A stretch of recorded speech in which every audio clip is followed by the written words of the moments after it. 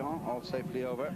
Bob Tracy is a close third, 2.5 lengths back to Escardafique, the first of the English challengers, followed by Florida Pearl, racing between Addington Boy on the inside and Buck Rogers, the complete outsider, as they come down to the first of the ditches. And it's Boss Doyle from Papillon. Bob Tracy jumps up between them. Boss Doyle very clumsy over that one, and Bob Tracy lands in front from Papillon second. They're 2 lengths in front of Boss Doyle. Escardafique is fourth, and behind Escardafique comes Addington Boy.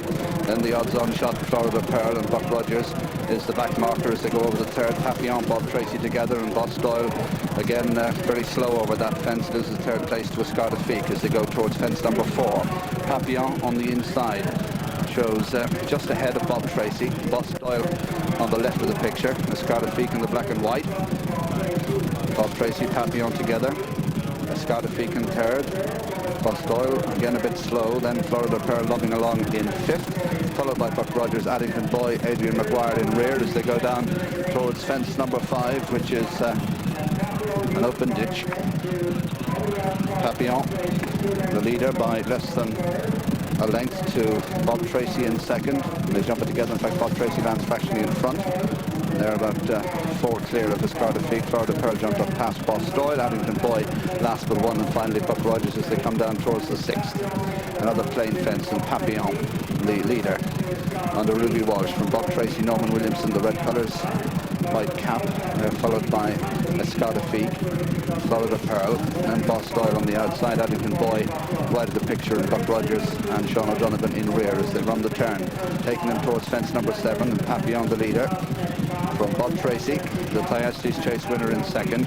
Escardafique on the inside of Boss Doyle. They're being followed by Florida Pearl, Addington Boy on the inner, and then Buck Rogers. Fence number 7, Papillon the leader, Bob Tracy in second. Just an ordinary pace, followed in third by Escardafique, Boss Doyle the outside, then Florida Pearl, followed by Addington Boy, and behind Addington Boy, Buck Rogers is last of the 7 as they come past the winning post for the first time. Papillon shows in front by half a length to Bob Tracy in second.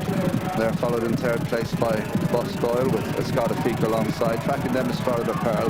Behind Florida Pearl is Addington Boy, and a 3-length gap to the back marker, Buck Rogers, as they run up now towards fence number 8. Papillon from Bob Tracy, Boss Doyle jumped the last few fences a bit better.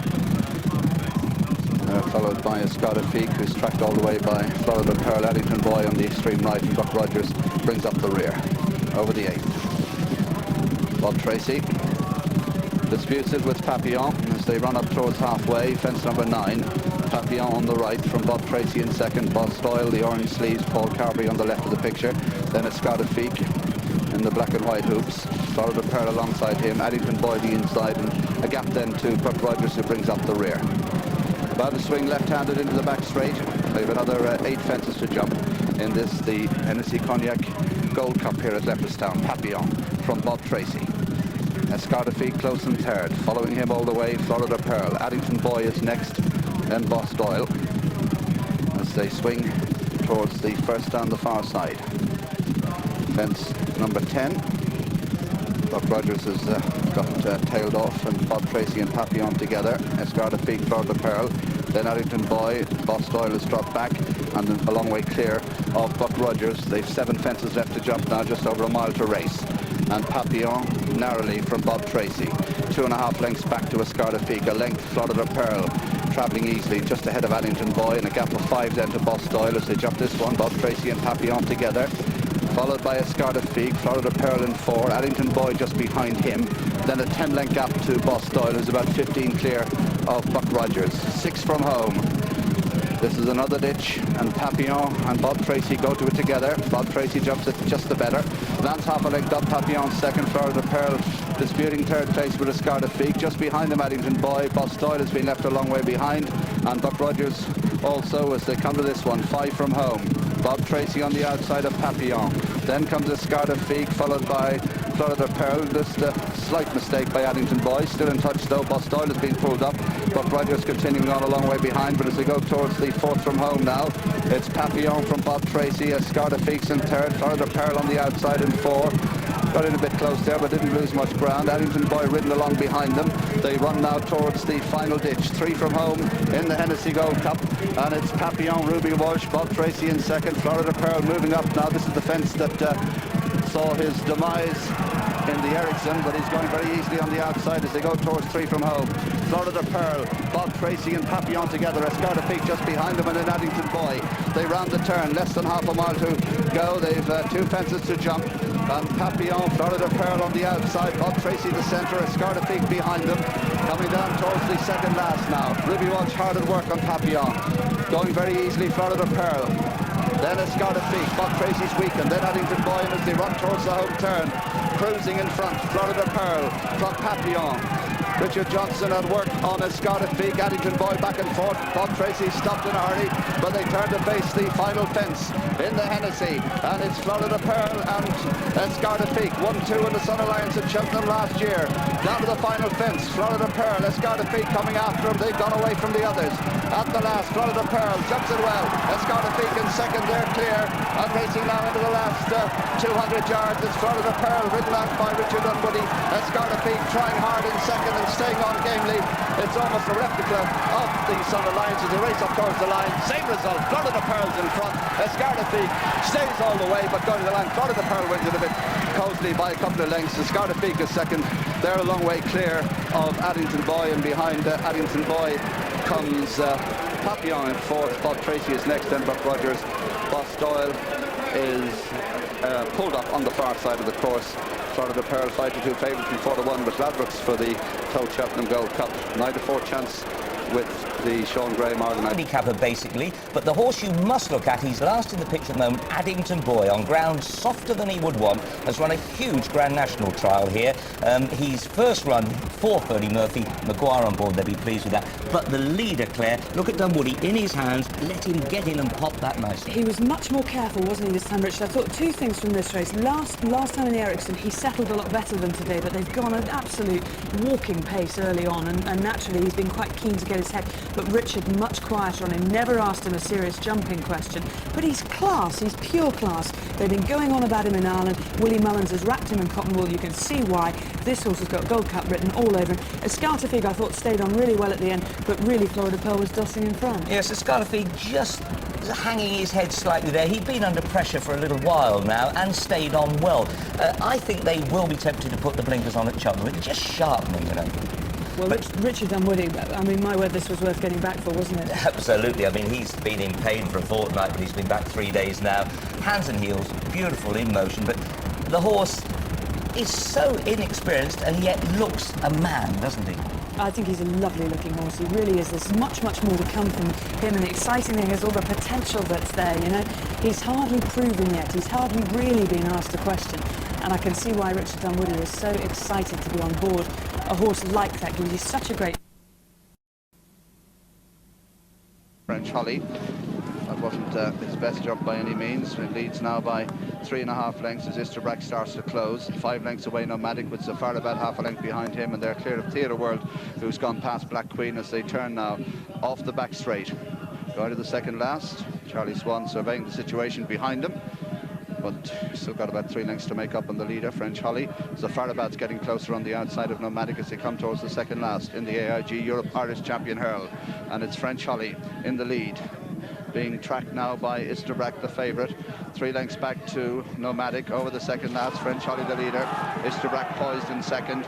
5 lengths in third is Zafarabad pushed along, so they swing for home. Let battle commence. It's French Holly, Isterbrack ranging up on the outside. They're clear of Zafarabad. Theatre World staying on in fourth, but as they come to the final flight, French Holly with Isterbrack cruising up to him on the outside. Isterbrack goes to the front, leads French Holly. They're clear. Zafarabad, Theatre World staying on the inside, but Isterbrack absolutely cruising at the final flight in the AIG.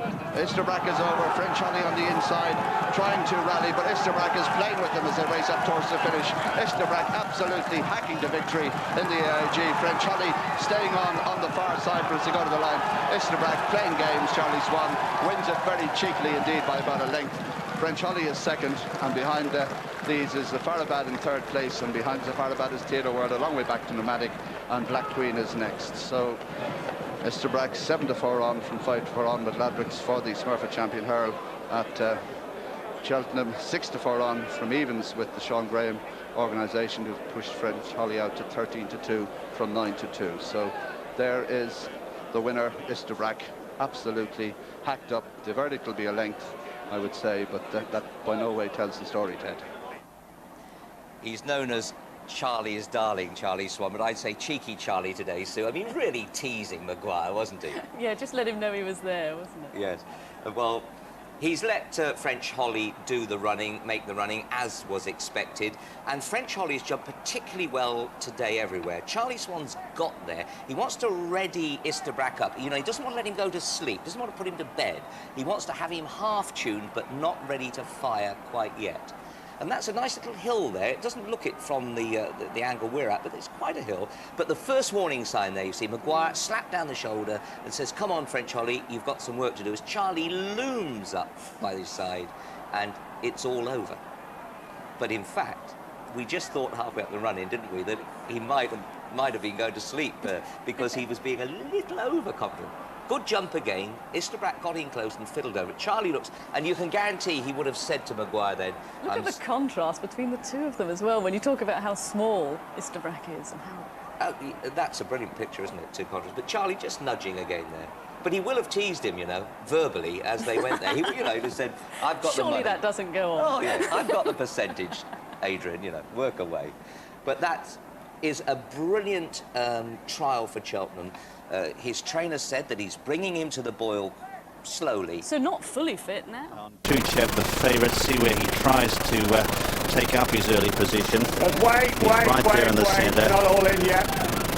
In fact, he's towards the outside. The 18 runners coming forward, they're under orders and they're racing in the Tote Gold Trophy, and Vondu sets off in the lead here from Upgrade and Polar Prospect and Rainbow Frontier. Just in behind them as Rain Watchers, they sort themselves out. Tuchev on the outside of the field. In centre field as they come towards the first of 8 flights. Vondu jumps it a bit extravagantly but lands safely all over the first. Rain Watch in second, then Upgrade third, followed by Rainbow Frontier on the inside of City Hall. They're followed in the centre by next Mr. RM and Polar Prospect from Siren Song back in the field. Tuchev's on the outside of runners from Amij, and further back in the field is Benetton. As they start to swing left-handed now and go towards the back, this packing field of 18. Just behind Benetton at this early stage is Effectual with Sharpical, and Wakil is right there as well. Tuchev in centre field. Well back in the field, Decoupage with Amij, and then Dream's End. They're followed by Sadler's Realm, and 2 lengths away Shankar at the rear of the field. Heading down the back towards the first, I should say the second. First one down the back, and Vondu a half length in front. Draws towards it now. She jumps it well, the mare. All mistake by Rain Watch, and very lucky to stay on his feet. Yeah, jumping it in second there is Upgrade. In third is City Hall from Polar Prospect, and then tucked away behind them Siren Song. Further back in the field then at this stage we see Mr. RM from Rain Watch, and then Rainbow Frontier tucked away. Tuchev is on the extreme outside. He's keeping well out of trouble, Adrian Maguire. Wakil is right there in the centre as they come to number 3. Rainbow Frontier back in the field from Decoupage. They're followed then by Amij. Well out the back is Sadler's Realm at this stage from Shankar and Dream's End, and also Effectual. Heading over the side now towards the 9 furlong marker. This is flight number 4 coming up in the Tote Gold Trophy, and showing the way on the right of picture is Vondu. In the centre is the grey there with the blinkers is City Hall. They jump it almost together from Upgrade, and Rain Watch has gone now.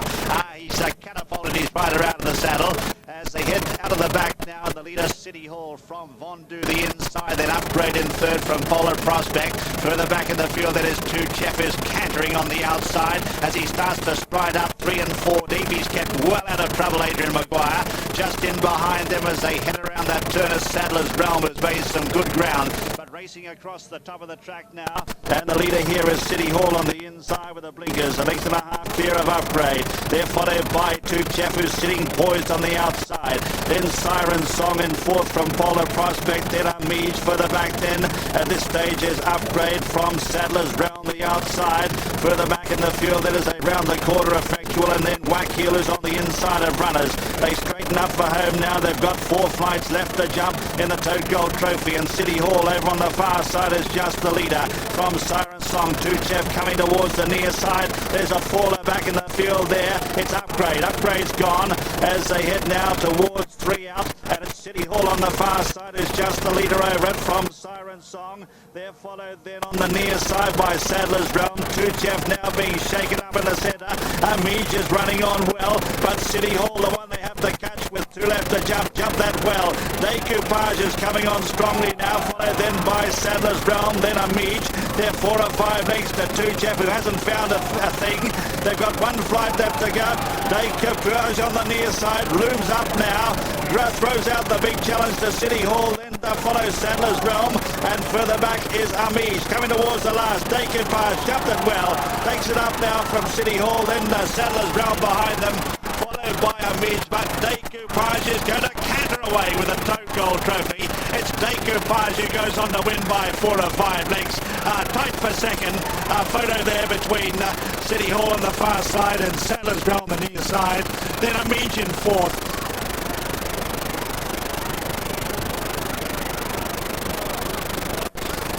So the 1, 2, 3, 4, number 11, Decoupage is the winner.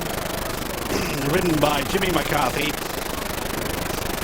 Photo second between 6 City Hall, Robert Thornton, and 15 Sadler's Realm, Robert Witcher.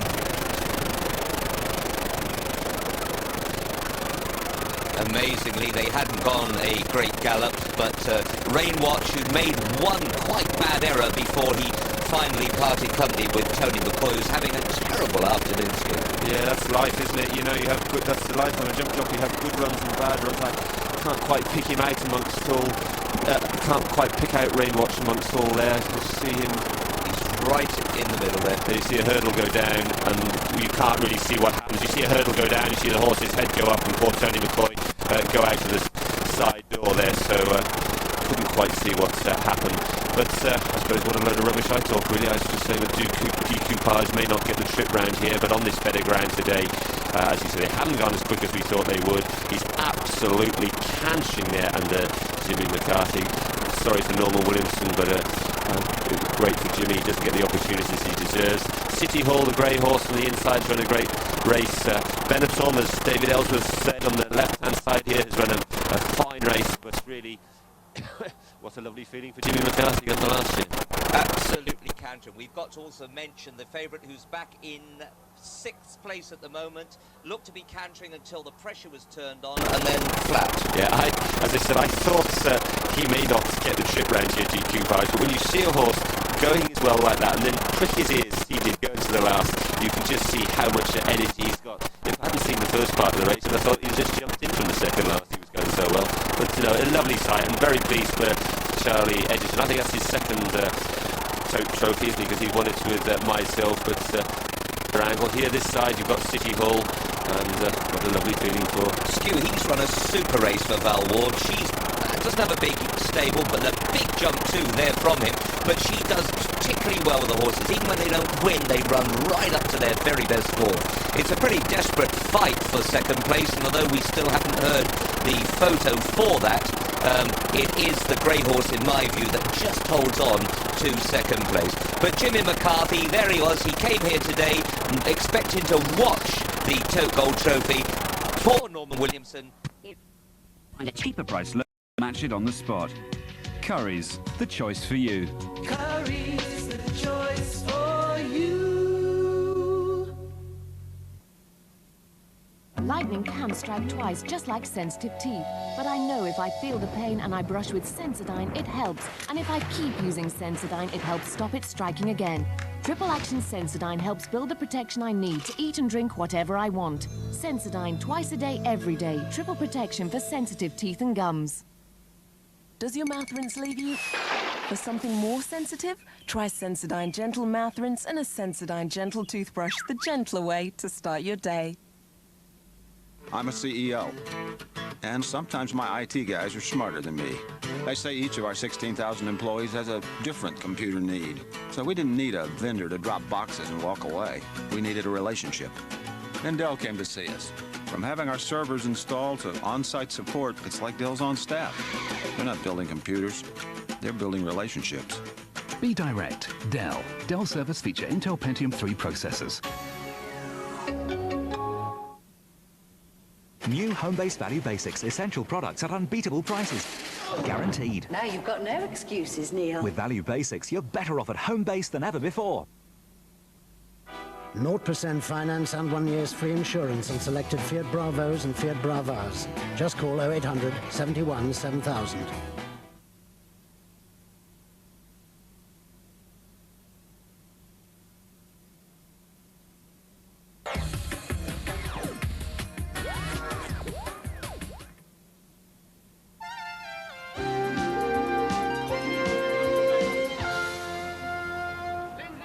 Welcome back. The horses at the start, and the money has all been for Right Wing in the Eton blue colours of the Earl Cadogan.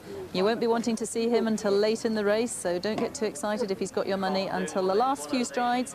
Nobody knows him better than Richard Quinn, but it's by no means a walkover. He's got 23 opponents, and here to name them is Graham Good. And they have between them won over £1.25 million in win and place prize money. Top weight, who was 5th in the race last year, is Nigrosine, 33-1 from stall 4, Carl Lowther rides. From 15 is Hornbeam, fancied by some, 25-1, Kevin Darley. Beecham King at grey, 20-1, John Egan. Right Wing down to 9-2, Richard Quinn rides. Rectory Garden, the owner's horse, is already a winner at Warwick. Silks and John, 12-1, Philip Robinson. Captain Scott is now 15-2, the amount of Jimmy Fortune. Then Raheen, 14-1, Gary Carter. Chewett, 16-1, ridden by Darrell Holland. China Red, possible pacer from 24 is Michael Hillsman, 33-1. Knight of Glass, visored, fancied from 7, Pat Edery. Temeraire, drawn 21 is 40-1, Matthew Henry. Russian Music, 25-1, Seb Sanders from stall 14. Tom Dougal is 25-1, Fergus Sweeney. Then Blake set, 20-1, Dane O'Neill. Thurea, 12-1, have been laid out for the race. Paul Doe claims 3. Dushanbe, 50-1, Royston French. No more Mr. Nice Guy. Eddie Ahern rides. It's all 1. That's on the far side, 25-1. Silka Blanca from 3, 25-1, Neil Pollard. Tertium from 5, 33-1, Tim Sprake. Carla Sunrise from 18, 40-1, Joe Fanning. Wild Sky from 9 down to 14-1 now for Annie Norton. Further Outlook from 10 is an 11-1 chance, ridden by Jimmy Quinn. Nominated Lad from 13, 16-1, Lindsay Charnock. And Super Monarch, who was early to post, is drawn 20. It's 33-1, and it's partnered by Gary Barbwell. 24 runner lineup then for the Worthington Lincoln, and they're loading the stalls. So those last clues, can you make any sense of these? Well, John spent a while at the paddock, went unhesitatingly for China Red on the course. Graham liked Raheen and Further Outlook. In the betting ring, it's all Right Wing and Captain Scott. Negative for what appeared to be well fancied earlier in the week, Thurea and Further Outlook. Right Russia support for Right Wing down to 5-1 from 9-1, but Captain Scott, who did touch 10-1 on the course, is now into 7-1. Clear second favourite, Captain Scott, and it's 11-1, bar the 2, that going Thurea and Further Outlook, both in at 11-1. Bookies late, shortening up horses. Well, this race, the importance of it, at one time it was racing was generally cancelled during the Second World War. Some was moved to Newmarket, but this, they kept the Lincoln going. It was run at Pontefract. It's always been, until recently, you have to say, the last few years, it's to a certain extent lost some of its lustre. But not with the television punters. You at home like it, and the crowd here at Doncaster have come again to support it. 24 runners charging down the straight mile. We've all worked ourselves into a frenzy almost about it beforehand. Who will win? We'll all be wise after the event. More money for Captain Scott, 6-1 from 7s. A Super Monarch goes in. Here's Graham Good. That'll be the last alert. A lot of the action is in the low numbers then on the far side of the track as we look at them lined up. And they kick away for the Worthington Lincoln. Should a little bit slow to go. Tertium a little bit slow to go. Spread right across the track. Captain Scott's trainer chose centre field for his horse, and that could be beneficial. Right Wing is up there and now taken back. Further Outlook on the far side with the yellow cap. Stand side, we've got Hornbeam going fast in company with China Red, the pacer, brown sleeves. In behind these stand side is Carla Sunrise, and then Dushanbe not that far away. And on the far side, we've got No More Mr. Nice Guy. The grey Beecham King shows up. Nigrosine with a big white face showing up there. Captain Scott is bang there. Thurea, Tertium, Knight of Glass from that group, and also in the far side Russian Music. And from that far side will come Right Wing. They come down towards the halfway stage then in the Worthington Lincoln, and stand side, probably with the pace and the overall lead, is China Red. Going with it is Tom Dougal. Hornbeam is bang there too. Then we've got Temeraire, Supermonic off that pace, and then Chew It down the field at this stage. Down the centre with the yellow cap is Further Outlook running fast in company with Thuraya, and pushed along now Knight of Glass, and they come down with just over 2.5 furlongs to go, and with the yellow cap, look to the right, that's Further Outlook with Knight of Glass with a run, and then behind these Captain Scott starts to pick up. He's covering up right wing for a challenge, and also Wild Sky is there. Raheen down the centre, right on the stand side with a run now is Carla Sunrise, umpteen in with chances, but it's Captain Scott that goes on in the white cap. Here comes Raheen, Knight of Glass, the far side, Thuraya, and now Richard Quinn finds room on right wing, and he starts to fly, and it's going to be Knight of Glass, the far side, red visors. Here comes Captain Scott, and also right wing. It's going to be on the lob, but the biggest gamble is landed. Right wing wins the Worthington Lincoln. Captain Scott is second, Knight of Glass third. Then came Raheen and Wild Sky, who was fine, well clear of Thuraya and Chewit and Tersham, and then Tom Dougal, Carla Sunrise. Further Outlook, no more, Mr. Nice Guy, Silks and John, and after these came Nigrosine, and then nominated Lad and Silka Blanca, followed by Blake Set, Super Monarch, and then Dushanbe, then China Red, and Hornbeam was at the back, so too Russian Music, and Beecham King was well out in the rear as well. It's been a very long time indeed since a single prize figure has won the Lincoln, but this colossal gamble has been landed on number 4 right wing. Trainer John Dunlop's winter campaign has been geared around this race, and he's won it with Richard Quinn.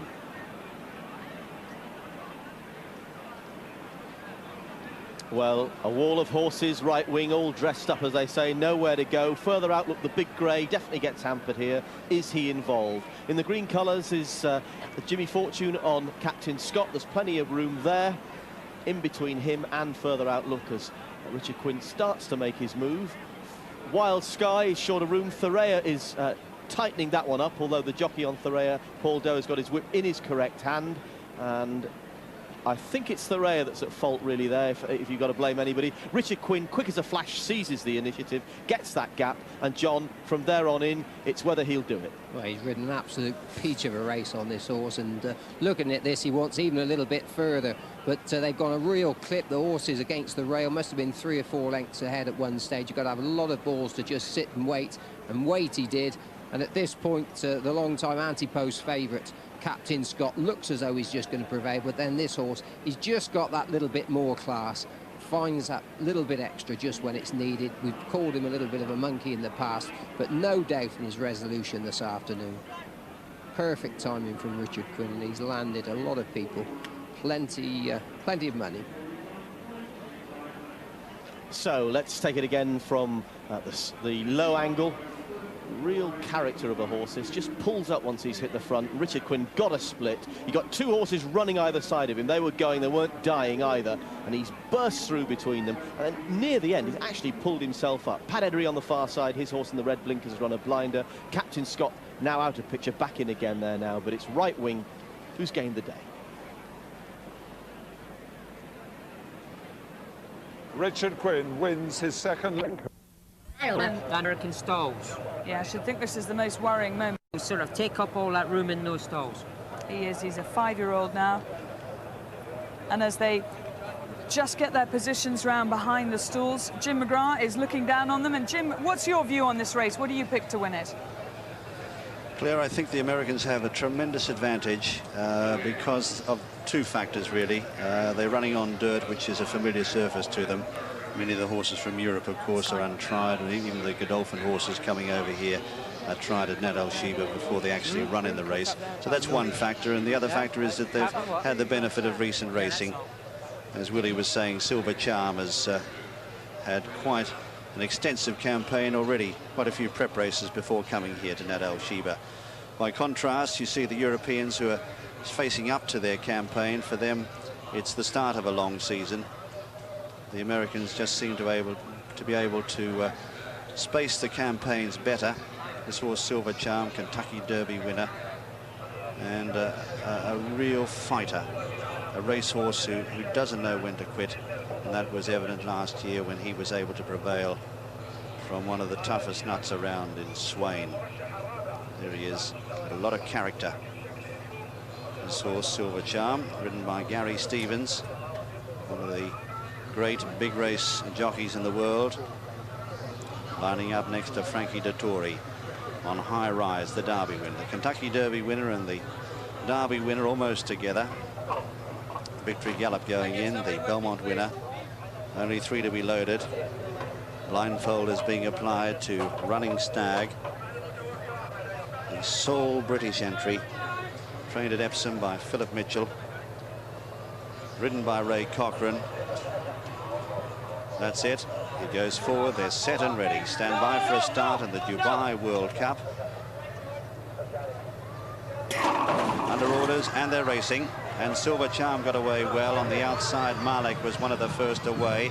Daylami's out there as well, and let's see who's going to lead. It looks like Central Park for Godolphin is going to take up the early running. It's Central Park on the inside of Malik as they settle down. 1 length the Silver Charm. It takes up the box seat here on the inside as they sort themselves out. Daylami is very handy as well. El Mutawakkel on the outside of High Rise. Half a length away is Victory Gallop, and 1 length the Running Stag, held up on the outside by Ray Cochrane. And last of all, as they pass the 7 furlong marker, and the leader here on the inside is Central Park by a length and a half to Malik. A length away then is Silver Charm, just being niggled on the inside of El Mutawakkel, who's racing with his head on the side. He hasn't fully settled as they race into the back. That's the 1, 2, 3, 4. Back in the field is Daylami from High Rise on the inside. Victory Gallop is out wide, and 1.5 away then is Running Stag, last of the 8 runners, as they race over the side towards the 5 furlong marker. And the leader, Central Park, the Derby Italiano winner by 2 lengths here, are going up into second spot. El Mutawakkel up on the outside. Malek is there in the centre for America. Silver Charm being niggled by Gary Stevens. Here comes Victory Gallop with a sustained run. Frankie's hard at work on High Rise. Further back is Running Stag running well, and Daylami's dropped out the back door. They round the home turn now. 3 furlongs left to 3 furlongs left to go in the Dubai World Cup. And over on the far side, given a slap with a whip, it's Central Park. El Mutawakkel, then Malik in the centre. Here's Victory Gallop on the outside, pulled out wide to make his run now. They're booted away from Daylami. Silver Charm can't win, and High Rise has dropped out last. Halfway up the home straight now, El Mutawakkel in front. Victory Gallop, though, the challenger on the near side from Central Park and Malik. A furlong left to go. It's El Mutawakkel by half a length or so. Malik, the danger on the inside. Victory Gallop's run has come to an end. It's El Mutawakkel about a neck in front, and holding on, it's El Mutawakkel who wins the Dubai World Cup. Malik is second, Victory Gallop third, Central Park fourth. They're followed by Daylami. A gap to Silver Charm, who's finished well back with Running Stag. And High Rise, the Derby winner from Epsom, has finished absolute last. Well, you wouldn't credit it. The winner, number 1, El Mutawakkel, owned by Sheikh Hamdan Al Maktoum, trained by Saeed bin Sarur and ridden by Richard Hills. One of the few in the race who hadn't won a classic. He'd won the Group 1 Prix Jean Prat, and in the trials that were held here recently, he was the one who showed, there's the time. Oh, what a fast time. 1:59.97. That smashed the race record, broken the 2 minutes, and he's taken to this sand surface, this dirt here at Nad Al Sheba, in such wonderful style. El Mutawakkel getting applause from the crowd here. Let's check the 1, 2, 3, 4. First is number 1, El Mutawakkel, ridden by Richard Hills. Second, number 5, Malik for the United States, ridden by Alex Solis. Third, number 8, Victory Gallop, also for America, ridden by Jerry Bailey. And fourth, number 2, Central Park, ridden by Dara O'Donoghue. He set the early pace. But let's have a look at them halfway up the straight. That's Central Park, the red cap on the far side, being tackled now by El Mutawakkel, a colt by Machiavellian, trained by Saeed bin Sarur, and tonight carrying the colours of Sheikh Hamdan Al Maktoum. On the near side, Victory Gallop. At this stage, I thought he was the one. He ranged up the Belmont Stakes winner. He can go 1.5 miles, but look, he's just getting his head on the side slightly. His run has come to an end. Malik, in fact, stays on better than him. And there's not a great deal of room there. And just behind them on the inside, Central Park. But El Mutawakkel, as they race up to the line, is in front. A pretty unusual name. I'm sure Claire will find out what it means for us. But there he is. Richard Hills has won 2 of the big ones here tonight, and a great triumph for him.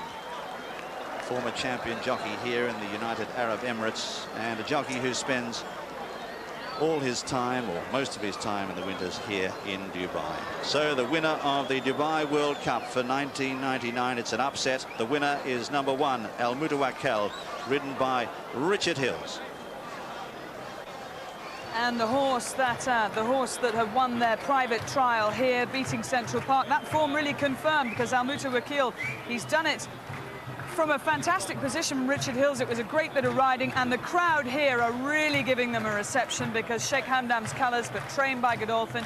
Almuta Wakil, these are approximate odds, 11 to 1 if you backed him at home. Malik was second at 12 to 1, and Victory Gallop, a lot of people... Flying all over the while, the third, Cardinal Hill, and again the French horse in the betting ring, and negatives, Treasure Chest, Joe Mack, and Colonel Yeager.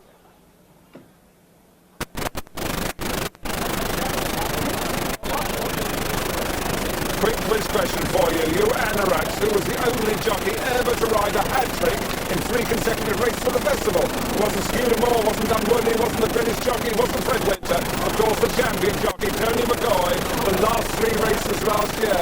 Absolutely extraordinary. You remember that he won those with Edward Bleu, with Cypher Malta, and the final race with that blowing wind. He's now on a 4-timer here, unprecedented in the whole history of the festival. A 4-timer on All Le Roi, who's come into 9 to 2 from 5 to 1. It's 5 to 2 Cardinal Hill, 11 to 2 The Fly, 6 to 1 Joe Mack, and 10 Colonel Yeager. But All Le Roi, can he give Tony McCoy a 4-timer? Can you believe it?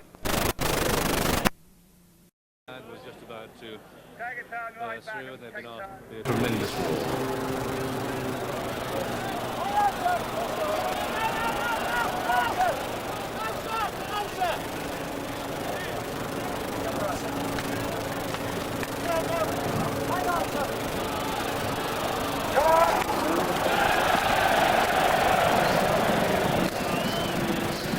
It's almost louder than the start of the National. They're at the first now and all over the first safely. 8 flights of hurdles to jump in this speed championship, but it's Brown Lad, as expected, the bowls along. They've got a long run now before they sort themselves out and come towards flight 2. Prominent profile, Wither or Witch, Invader on the outside, perfect venue is running fast. The Grey Out Tyler is taking a prominent position early on for the Anfield Hombres, and in behind them Copper Shell. All La Loire in a good position. At this stage the favourite Cardinal Hill sits in the midfield role on the inside, and Joe Mack is tracking him in the same ownership. Come down towards the second net. They really are going lickety-split. There's Brown Lad, what a good jump. The wave of second place comprises Wither or Witch, Invader. On the outside, Silent Rains runs well, prominent profile the inside. And then our Taylor, All La Loire, followed by Arctic Fancy. On the outside, Sansaru, and then Cardinal Hill and Joe Mack and Orgong, and Colonel Yeager and Treasure Chest, and then Ricardo, followed by Copper Shell. The Fly is the 3 last, 2 last. Here's Rathborn Prince, and as they spin away from the turn, it's Cardiff Quest who's last. So they wreck their way out towards the flight number 3, and it's still Brown Lad that leads. Brown Lad has the edge here. 2 Wither or Witch on the inside, and then showing in third is Ho Invader. On the outer is Silence Reigns, and the Grey Autala is making ground 2. Come down towards flight 3. Brown Lad in front of them. The Fly was slightly hampered passing the stands, well down at that point, and the 2 McManus horses, Joe Mack and Cardinal Hill, both held up in midfield. Down the back straight they go. Autala, the Grey on the outside, Brown Lad towards the inside. Ho Invader is right there too, with Wither or Witch not far away, and Arctic Fancy, and towards the outside of these, Sam Suru, the German Raider. Silence Reigns is right up there too. Red and white colours into third place. If they clear another, that was very untidy at that. Carly's Quest is well adrift at the moment as they continue down the back straight. Right out the back also Treasure Chest and Copper Shell. Beginning to climb on the far side now, and it's Brown Lad and Autala going head and head. All La Loire into third there. Pale Blue Jacket under Tony McCoy. Ho Invader on the inside of Arctic Fancy, then from Silence Range they clear the next, and then Sansuru. Cardinal Hill into about 4th or 5th place now. Sheepskin Noseband, Blue Cap, followed by Joe Mack. As they reach the top of the hill, it's Autala from All La Loire and Arctic Fancy. They're about to run down towards the final 3 flights. So at the top of the hill on the far side, Autala and All La Loire 1 and 2. The yellow jacket Arctic Fancy. In the blue cap is Cardinal Hill getting closer. White cap is Joe Mack. The grey horse back in the midfield is the Fly, but that's getting going now. Then we've got Brown Lad trying to recover from that mistake. Silence Reigns drops away, but it's All La Loire who takes command of the Citroën Supreme Novices hurdle. And with 2 more flights of hurdles to jump, it's all Alois. Martin Pipe, 22 winners at the festival so far. And Tony McCoy 9, but looking behind, because there come the big Irish Raiders with the white cap, Joe Mack, who's in 3rd place too. Cardinal Hill, who's gone. Cardinal Hill's out of the race, but he's spread-eagled them on the final turn. There's all Alois, bought for a massive sum from France, but he's doing the business in colossal style, because it's all Alois. Tony McCoy clear by 6 to in 2nd place Joe Mack at the final flight now, and it's all Alois who gets Pipe and McCoy off to an absolute corker in the Speed Championship for novice hurdles. It's all Alois, a French import, storming up the hill, 12-15 clear.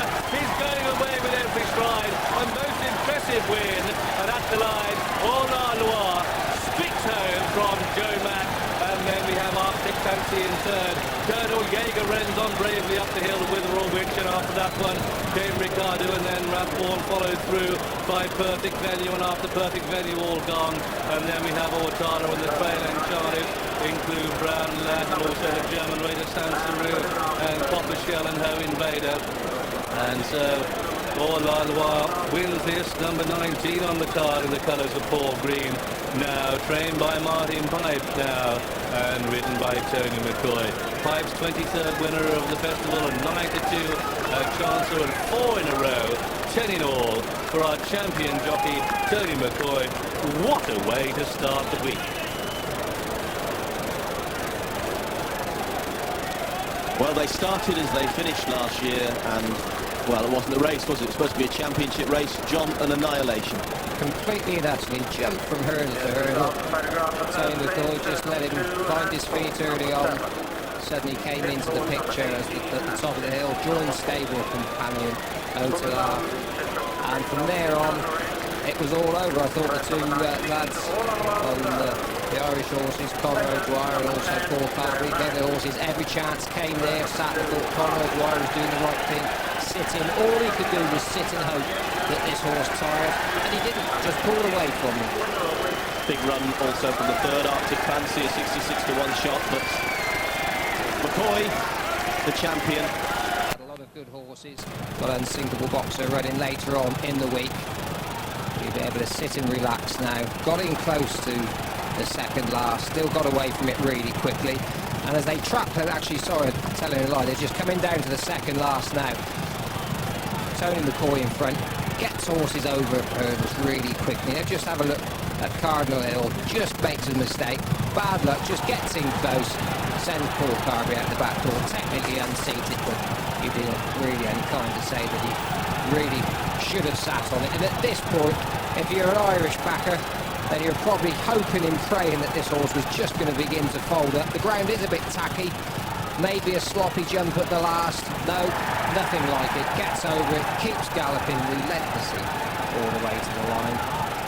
Just being kept up to his work throughout the last 150 yards.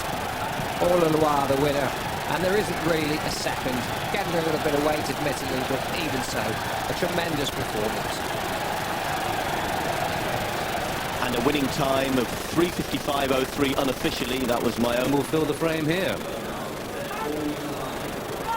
12 jump, and once again we've got a little bit of anxiety down at the start. Peter Niven on the Wynyard Light. The horse does get a bit hot, he does make the running, and he has gone through the barrier again. So it'll be a moment or two before they sort themselves out.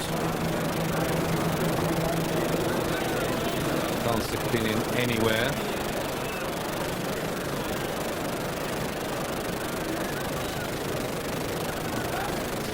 Well, we're just getting under starters' orders. Quick word for Ross Garrity, who looks after, used to ride Aguada Gold, and also for Chalky Burton, used to look after him. He's waited 2 years to come here with this horse. Now he's ill, and Russ, unfortunately, had a fall. Under starters' orders, let's join the birthday board. Aguada Gold a little bit slow to go. Short run to the first of 12 fences. Nipper Reed nips along nicely on the inside. That's on the extreme right. They're all safely over, although Native Derrick was a bit untidy. So it's Grease Testraval and Nipper Reed together with Makunji, who's certainly up to the pace from Wynyard Knight, who crossed the second together. A little bit of skirmishing in behind. Non-vintage, a little bit of a sufferer. Agawagga Gold is starting to cut through the pack. His song sits midfield. Native Derek towards the back of Advocat. And the step on before they come towards fence 3. With the orange sleeves, we have Makunji with the white cap. Horse with a big noseband, green sleeves. Grease Testraval. On the inside of him is Nipper Reed, and on the wide outside, the black and white stripes, these four will be in there together, is Wynyard Knight. Flagship Uber Alice goes in 5 and his song 6, Agawagga Gold in 7. Trésor de Mai runs 8, a length and a half back to Advocat Cockney Lad. Then we've got feathered leader Native Derek and the outsiders, Gazalani and the non-vintage really are getting behind. Go towards fence number 4 now, and it's Nipper Reed and Grease Testraval together in the air. And they're all safely over the 4th, swing left-handed. Nipper Reed, Grease Testraval, Flagship Uber Alice, Makunji, Wynyard Knight, and then his song Agawagga Gold and Trésor de Mai and the trainers. Down the hill they go then, and they're scorching the grass here, not hanging about. And up front, Nipper Reed on the inside of Grease Testraval as they land over that. Just nodded on landing, Grease Testraval. They're all safely over, all still standing in the arkle, and on now towards the water. Nipper Reed on the near side of Grease Testraval, Agawagga Gold in the red jacket on the wide outside. Wynyard Knight as they take the water. Bold jump by Nipper Reed. Something dropped his hind legs in the water there. His song just in behind the front half dozen in a blue and red jacket as they continue now to a big open ditch, and it's Grease Testraval in the noseband on the outside of Nipper Reed. Agawagga Gold was next. His song a little bit clumsy there. Wynyard Knight is losing ground as they head towards another plain one now. Nipper Reed near side of Grease Testraval. In 3rd is Agawagga Gold as they land over that awesome scrimmaging there. Wynyard Knight was in trouble at it. Makunji is losing places, and Nipper Reed finds himself in a length and a half lead over Grease Testraval, and then Flagship Uberalis into 3rd from Agawagga Gold. His song towards the outside. Then Trésor de Mai, feathered leader, brought wide as they jump the ditch at the top of the hill. His song again very slow. Makunji's dropped right out, so is Wynyard Knight. Gazalani also towards the rear, making the top turn, and it's Nipper Reed on the inside of Grease Testraval under Tony McCoy. They're clear of Flagship Uberalis as they start down the hill now with 3 fences left to jump in the arc. And so as they make this descent, another head-to-head with Nipper Reed on the right with the noseband on the outside, Grease Testraval 1 and 2. Flagship Uberalis in the striped colours. Owners have come over from Arizona to see him run. His song gets closer. Trésor de Mai, here we are, 3 out. And it's a head-to-head, Maguire and McCoy. A mistake there by feathered leader. Pulling up at the back is Makunji. Come down towards the second last, and it's Nipper Reed on the inside of Grease Testraval. But here comes Flagship Uberalis in the blue and white star sleeves on the outside. His song is closing in. Nipper Reed a mistake. Agawagga Gold a mistake.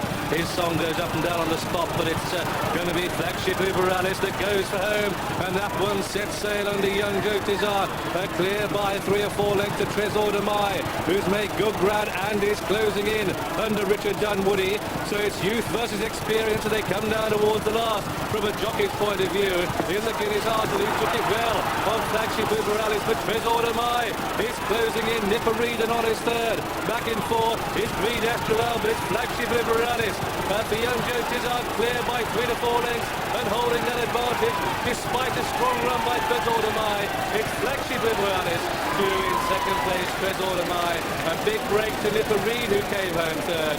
Grease Testraval beats his song, and then Cockney Lad and Agawagga Gold, and then Advocat coming home in front of the trailers, Gazalani and Native Derek in non-vintage. And last to finish was Wynyard Knight, who was taken out by that mistake at the top of the hill. And so the result then of this, the Guinness Arkle, it's gone to an 11-to-1 shot in Flagship Uberalis, number 11 on the card, in the colours of Uganda, and trained by Paul Nichols. Grease Testraval, just have a look at this. They're really galloping. They're still a fair way from home at this point. And both of them, see, they've only gone 2 strides and they're already pushing and kicking. And they must have known that there was just virtually no petrol left in the tank. 3 or 4 could just sense that maybe they were stopping in front. Not very often that you see one of Martins get tired, but that's certainly what happened to Grease Testraval. And at that point, with a really good jump, Flagship Uberalis gets in front and put 2 or 3 lengths in front of him, and that was just what he needed, because as they head for home and go to the last, Joe really wants a decent jump from this horse just to keep the momentum going. That doesn't happen, but fortunately, the horse following doesn't jump it too well either. Into the last, gets in close, but so does Trésor de Mai, and now it's a question of whether he'll hang on. He has to go for the whip. Remember, there are new whip rules in force as from March the 1st, and he's used it 4 or 5 times up the straight. But halfway up now, he realises he's got the race won. His horse is responding. He's put it down. Good riding. He's only 18, but it's an old head on young shoulders.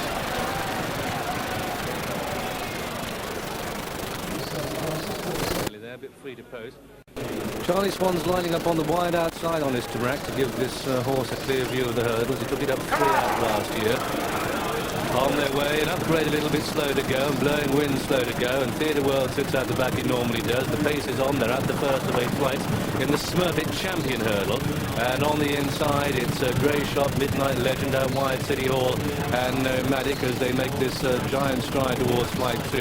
Upgrades got going. Istabrac is sitting wide on the course for a share of the lead, or about a length and a half off that pace from this Hawkeye view. Come down towards flight number 2 then, City Hall, Midnight Legend, Grey Shot, Istabrac, and now Upgrade out wide away of a 4.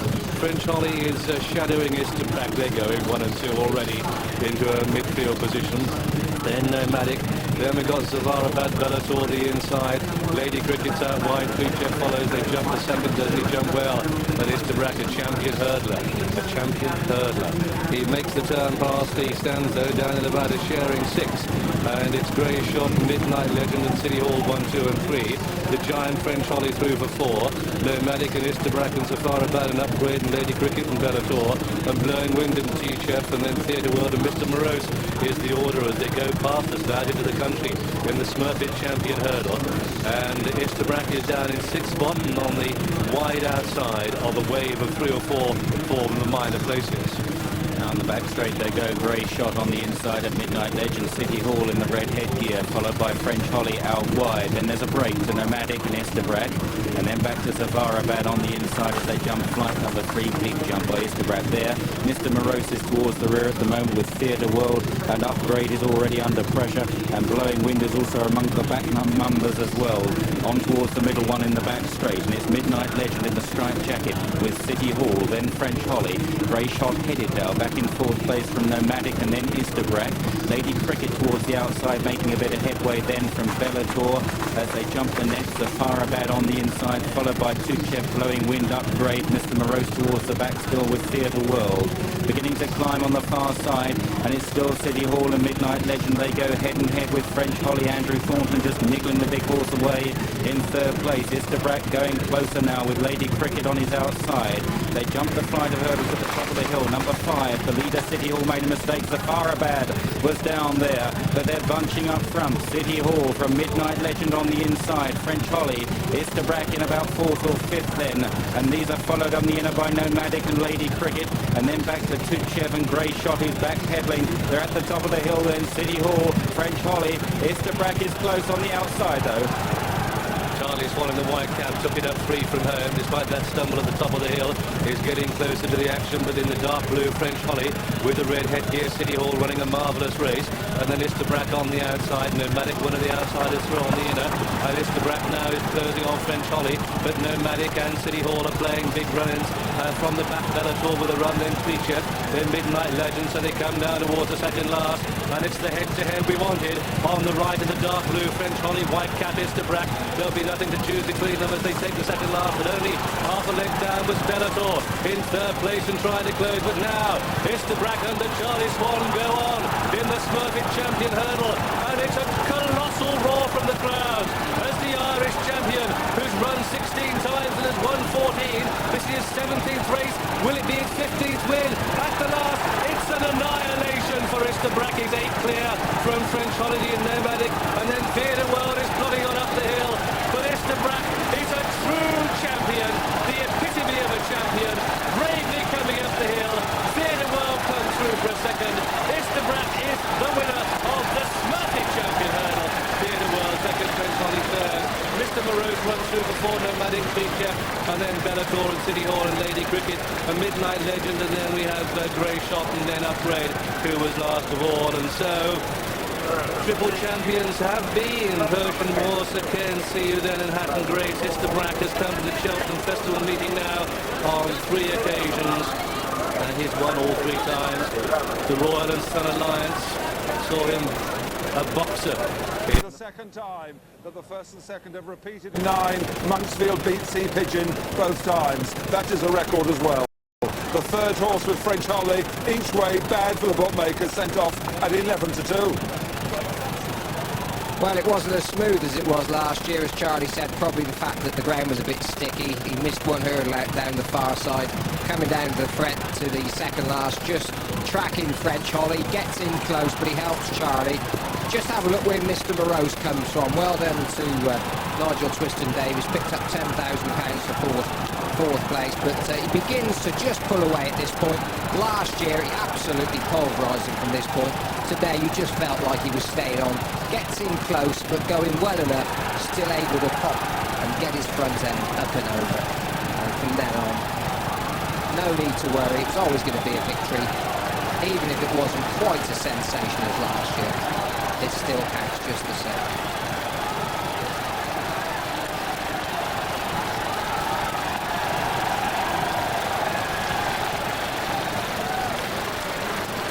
As we've seen so often at Cheltenham, every winner gets a rousing welcome. Linden Lotto is the Dodgers' great bet, and Scott and Green much fancied. You'd have thought that 22 runners over 19 fences should be challenge enough, but 5 of these came down on the flat. Watch Marcus Armitage's the red colours on the inside. He gets squeezed up. As he goes down, a whole lot pile over him. Miraculously, no horses arise or hurt, and Celtic Giant ran out an impressive winner. But only one more fence to be jumped in the full Bullwin Kimmuir Challenge Cup for Celtic Giant, who's clear by 12 to 15 lengths. How does he take the final fence in a spring heel fashion? And Strongtail comes for second place. Scott and Green, and then Selva Nipper is running on again.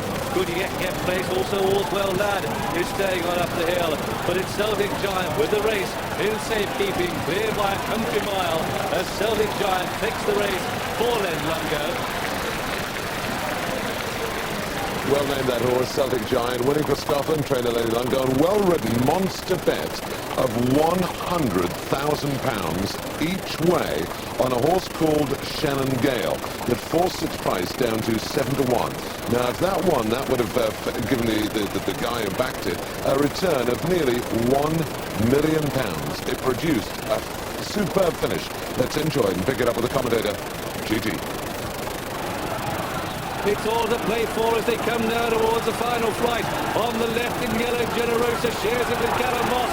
And surely Tony McCoy has got to go to hard work now. Back in third place is Melody Maid, who runs on up the hill. But Generosa finds a different gear and skips away to take the Scottish Casinos final. And Generosa takes it at the line. Generosa is the winner. Stormy Norman, absolutely brilliant on that. He deserved to win that, and he now takes the lead in the London Club's Charity Trophy. 2 winners for Stormy Norman on the opening day. And George, 16's Kings Road and Arctic Camper, 25-1 bar. They're about to line up. Lining up then for this championship race for potential stayers, 2.5 miles, 10 flights of hurdles.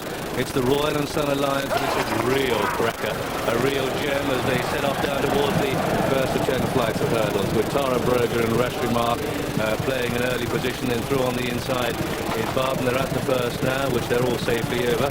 Castle Owen a little bit slow at the first. They go down towards the second, and it's Tara Berger and Rash Remark going 1 and 2.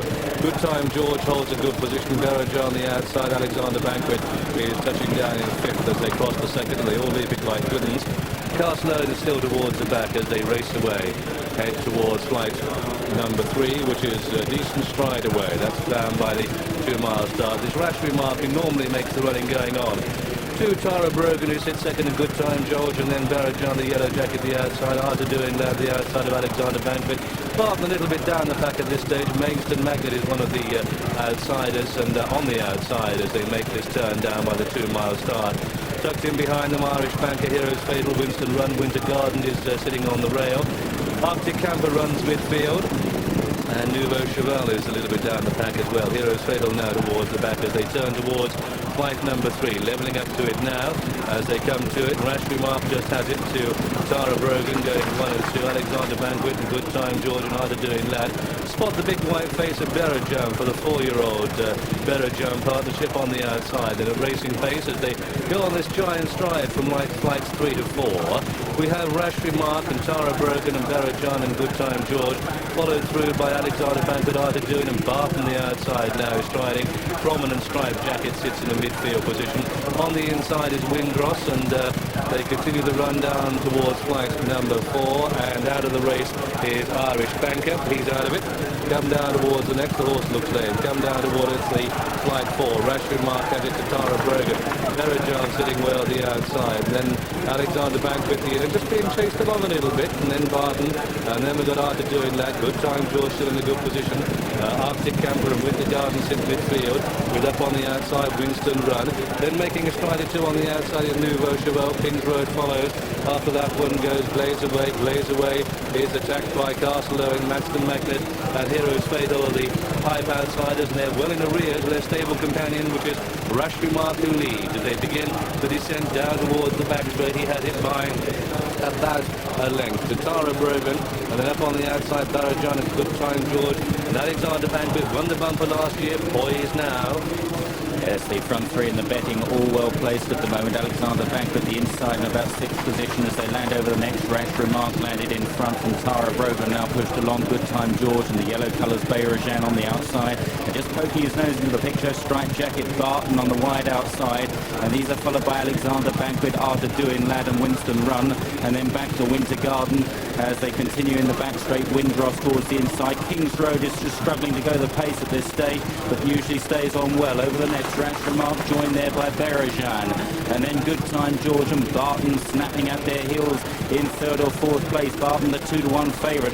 The 2nd favourite Alexander Banquet, the blue and white jacket on the rail in about 6th position, still well poised. Arctic Campers just behind him, turning left-handed at the highest point of the course, and then it's Rash Remark on the inside of Bayrajan with the big white face. Barton lands in 3rd from Alexander Banquet as we look down on them. Chasing up behind these then is Good Time George. Blaze Away is making good headway. Arthur Doing Lad right there as well.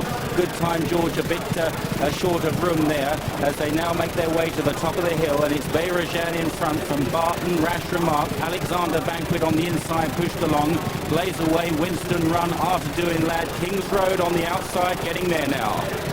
And Kings Road coming with a mighty run on the extreme left, but it's Berajam and Barton who go head-to-head. Arthur Doing Lad is going well. The only one of the front 3 to be struggling is Alexander Banquet, who's being pushed along at the back. We've got a puller-upper, that's Blaze Away, who's out of the race, having been up there early. Tara Brogan is a trailer, but they've got just 2 more flights to jump in the Royal and Fell Alliance, and coming down towards the second last, it's in the striped jacket Barton, the horse with a mighty stride, going to press Berajam, and he takes the lead, does Barton, but after doing that for the Pitman camp on the inside, is in 2nd place and trying to close. Winston Run behind these, but he's gone for home on Barton, and they make the final turn, and Barton lives up to every expectation as he annihilates the field down towards the final flight. Barton, almost too good, but he's over safely and he storms up the hill.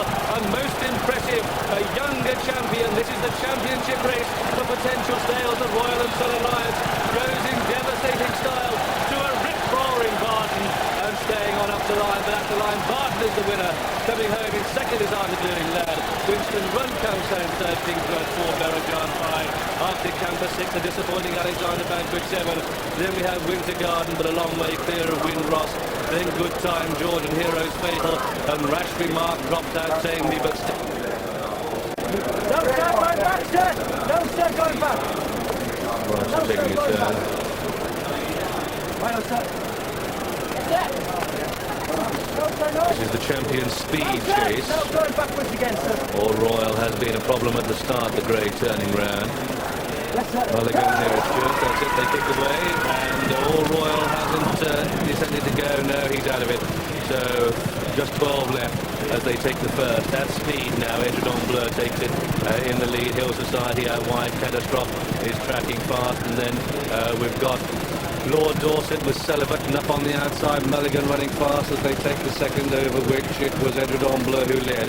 What a spectacular ride he was given a year ago, Edredon Bleu, by Tony McCoy when he won the Grand Annual, made all the running on that occasion. But he's not as far clear as yet. In fact, Mulligan's coming up to take him on, Adrian Maguire in the yellow jacket. They sit 1 and 2. And then we have Hill Society and Catastrophe and Lord Dorset, and Last Tom out wide, and Celibate and Papillon on the inside, Paul Equinane the grey. And then Cumbrian challenged on the inside is Green Desert, and Direct Route is out the back.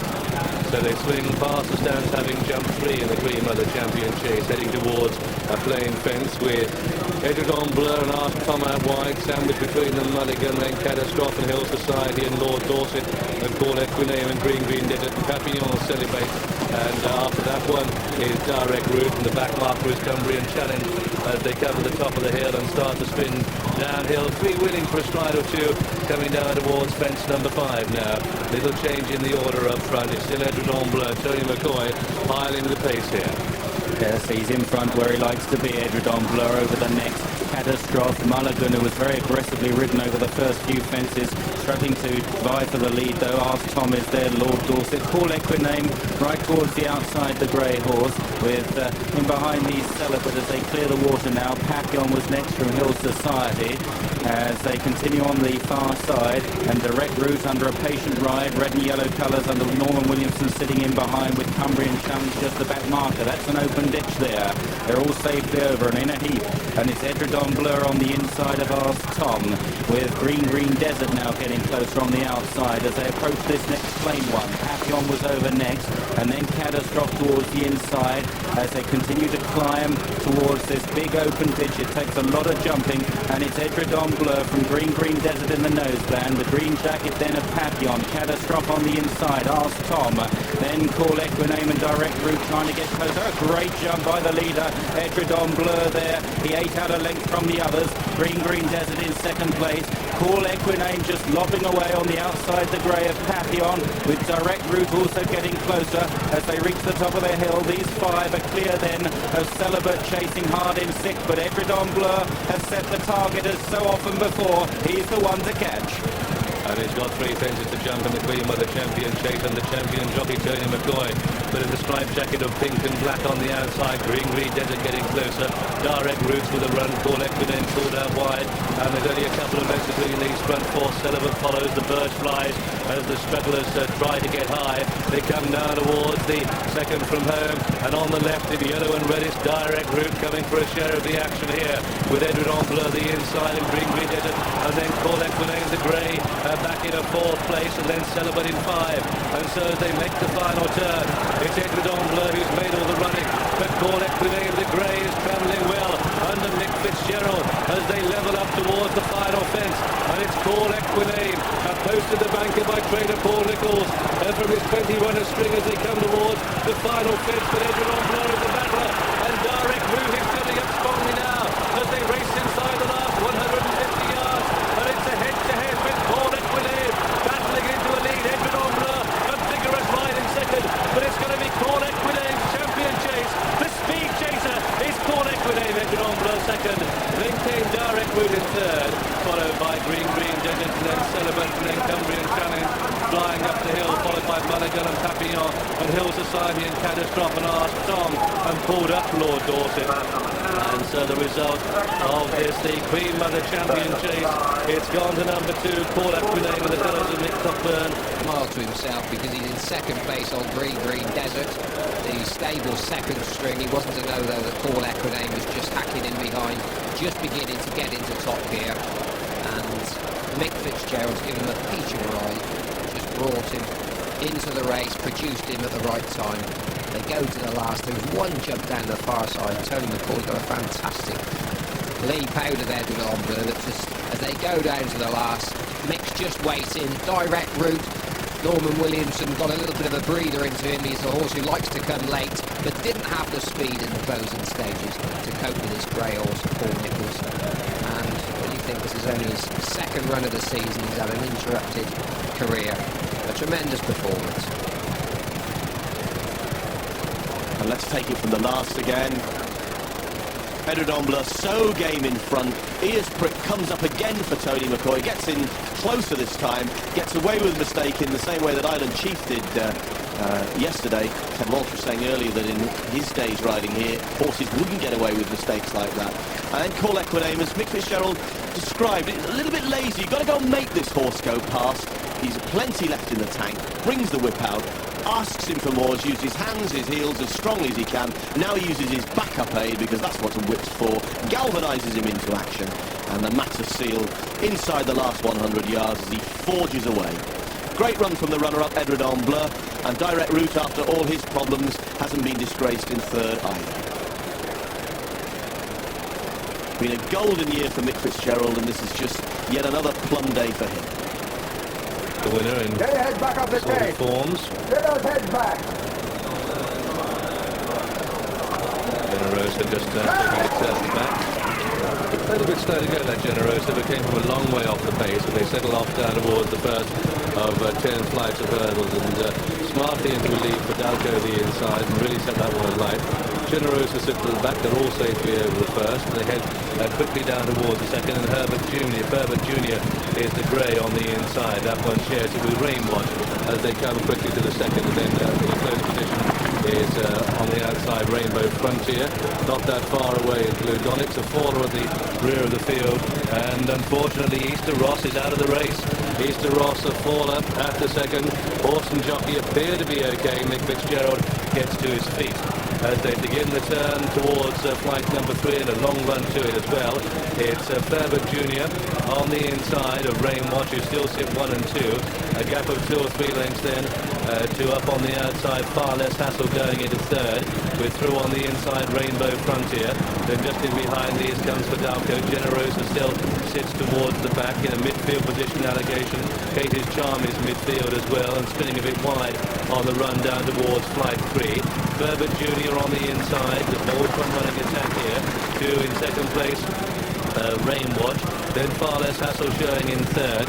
A Snow Dragon in pale jacket comes through for a share of 4, with up on the outside Fish and Jewella, who is very reluctant about going down to the start. Better Offer sits on the inside going the shortest way, and after these comes Kairali, Polar Prospect, Challenger to look is down the field, and Generosa still sits last. Also Dom Beltrano well down the field, King's Mark, Supreme Lady, Gap Flax is down the field as well. Archive footage, Martin Pipe had 6 in the race, but Tony McCoy has gone for archive footage, and that's about 5 from the end as they jump flight number 4, over which it was Ferbert Jr. that led. 2 up on the outside, Far Less Hassle, Rainwatch the inside, then Gap Flax getting closer now, that goes into a closing 4, Fishing Joella in 5, and after that one comes Fidalco with Snow Dragon and Rainbow Frontier tracking. Castle Sweep and Allegation followed these, and then behind these comes Dom Beltrano with on the inside Robert, Kairani, Deraydan and Darapur in the midfield position, and at this stage Generosa, Supreme Lady, Farfaday and Archive Footage are the back 4, and they spin away then from the pack stands and race down out into the country, and they're being taken there by the leader Ferbert Jr., who's led throughout. Yes, an archive footage right off the bridle passing the stands. Looks to have a big task from where he is. Ferbert Jr. on the inside as they head down the back straight. Gap Flax is in a very good position. Far Less Hassle on the outside. Fish and Joella with the leaders as well with Fidalco. And then Snow Dragon, Kate's Charm, and Blue Donix has been travelling well all the way, just poking into the picture. In about 8th or 9th place, the grey horse as they continue down the back straight, getting mighty competitive up front. And on the inside, Ferbert Jr. with Fidalco, Fish and Joella, and Far Less Hassle. Then Gap Flax over the next, and Snow Dragon, Kate's Charm, Blue Donix. And then Snow Dragon just in behind these, or rather Dom Beltrano and Master Pilgrim. Polar Prospect towards the inside, then with Milton Field also improving, and Castle Sweep towards the outside. Tight up front, it's Fidalco in the noseband on the outside of Ferbert Jr. And then in behind them, Fish and Joella, Blue Donix running a big race, and a great big jump there on the outside as they stream over the flight, going up the top of the hill. Bakar is towards the rear as they continue to climb then all the way, and up front it's Ferbert Jr. on the inside of Blue Donix, and then behind these Fish and Joella, Fidalco right up with them as well as they now reach the top of the hill. Fidalco, Blue Donix clear of Fish and Joella, then Kate's Charm, and then behind these Snow Dragon and Castle Sweep. effort. Look at this Generosa, won the race, Leslie. Look on the extreme left, the yellow colours with the black sash is Generosa. A £7 penalty is coming into the race. Also with a run is Milton Field. Through on the inside is Fishing Joella. Also with a bit of a run now is Darapur, a white cap. The tail end charters include Agapi Moo, but they come down towards the second last. And it's Snow Dragon and Blue Dunix of Fishing Joella and Fidalco. Then behind these comes Darapur, with up on the outside Generosa, trying to nose into the argument once again, and not more than a length off the pace. This Blue Dunix under Adrian Maguire getting a reminder now. But Snow Dragon for Paul Carberry on the outside, also Milton Field, and through on the inner Fidalco. It's a wave of 4 as they head for home. Generosa still swinging along nicely on the outside for a 2 from 2. And there are 6 in line as they come to take the last, but from nowhere, Kairawi in the red and white cap has come through to take it up from Milton Field in second. Generosa under a strong drive, and there's Fishing Joella. Oh boy, this is one for the Irish. It's Kairawi in the lead of Milton Field and Generosa, who's plugging on very gamely there. And Kairawi is all out to hold on at the line. It's a photo, Kairawi, and then Milton Field for second. Then back in third place came Generosa. A big break to a tight 4, and that's one for the judge with Fishing Joella and Farad Fidalco, and also in a photo for fourth place was Darapur. A good training performance to bring him back to win here. He's gone up an awful lot in the weights, but you could see just how well he was going the way he's pinged the last there.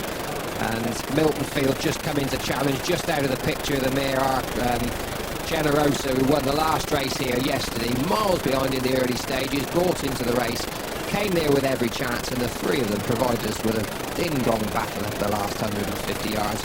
But he's a fine-looking horse, this Karawani.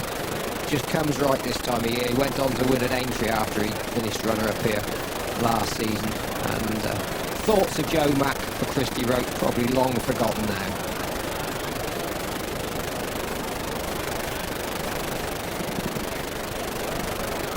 Well, loath to raise the subject to the whip when they're going to finish like that, but I think the stewards just might look at Francis Berry's use of the whip in the closing stages. His horse has run on really well, but it does look slightly against the prescribed rules. We should see, that's just my view. Generosa, what an effort, less than 24 hours after running 3 miles too.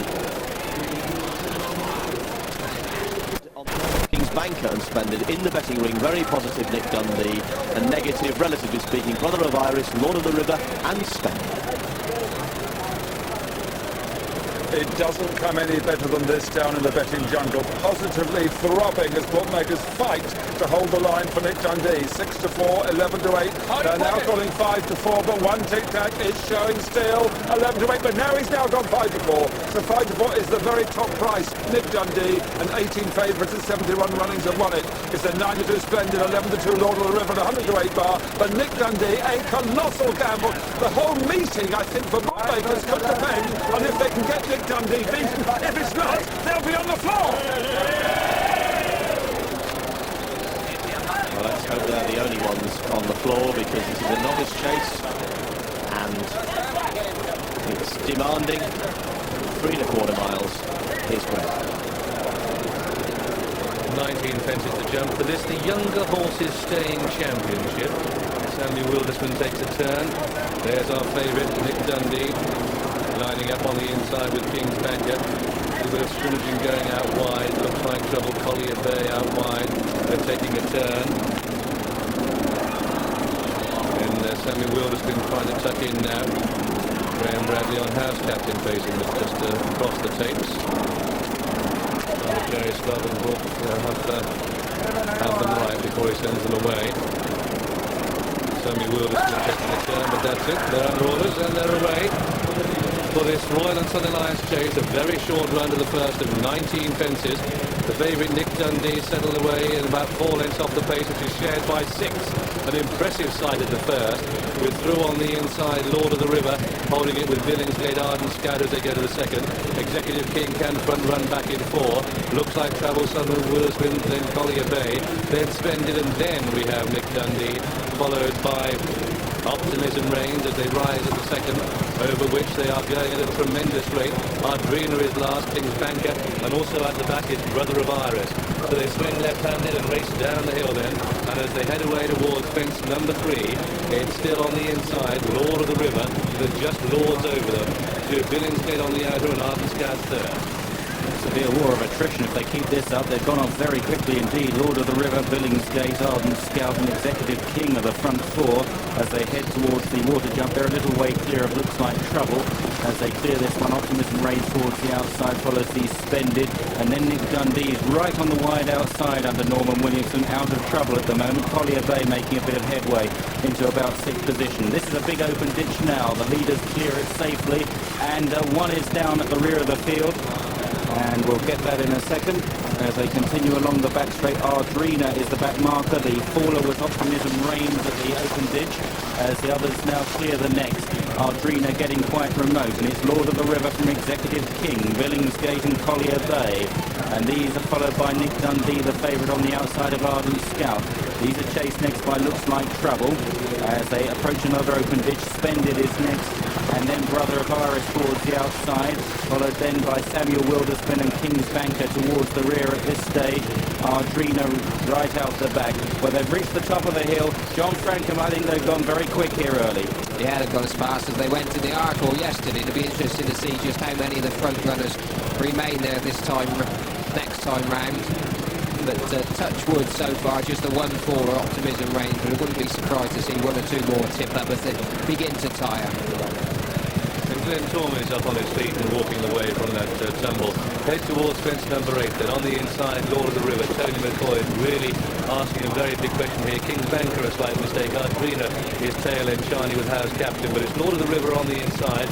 White Sleeves Executive King, dark blue jacket the favourite Nick Dundee. Further left, jet colours Collier Bay. Wide in the red, white and blue is Looks Like Trouble. Further on the outside, Brother of Iris is galloping away and galloping well. Billingsgate behind these.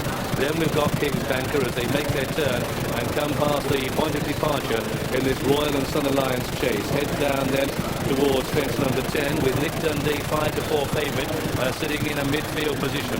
Head down towards the 10th and as they come to it, on the inside, Lord of the River still lording it over them.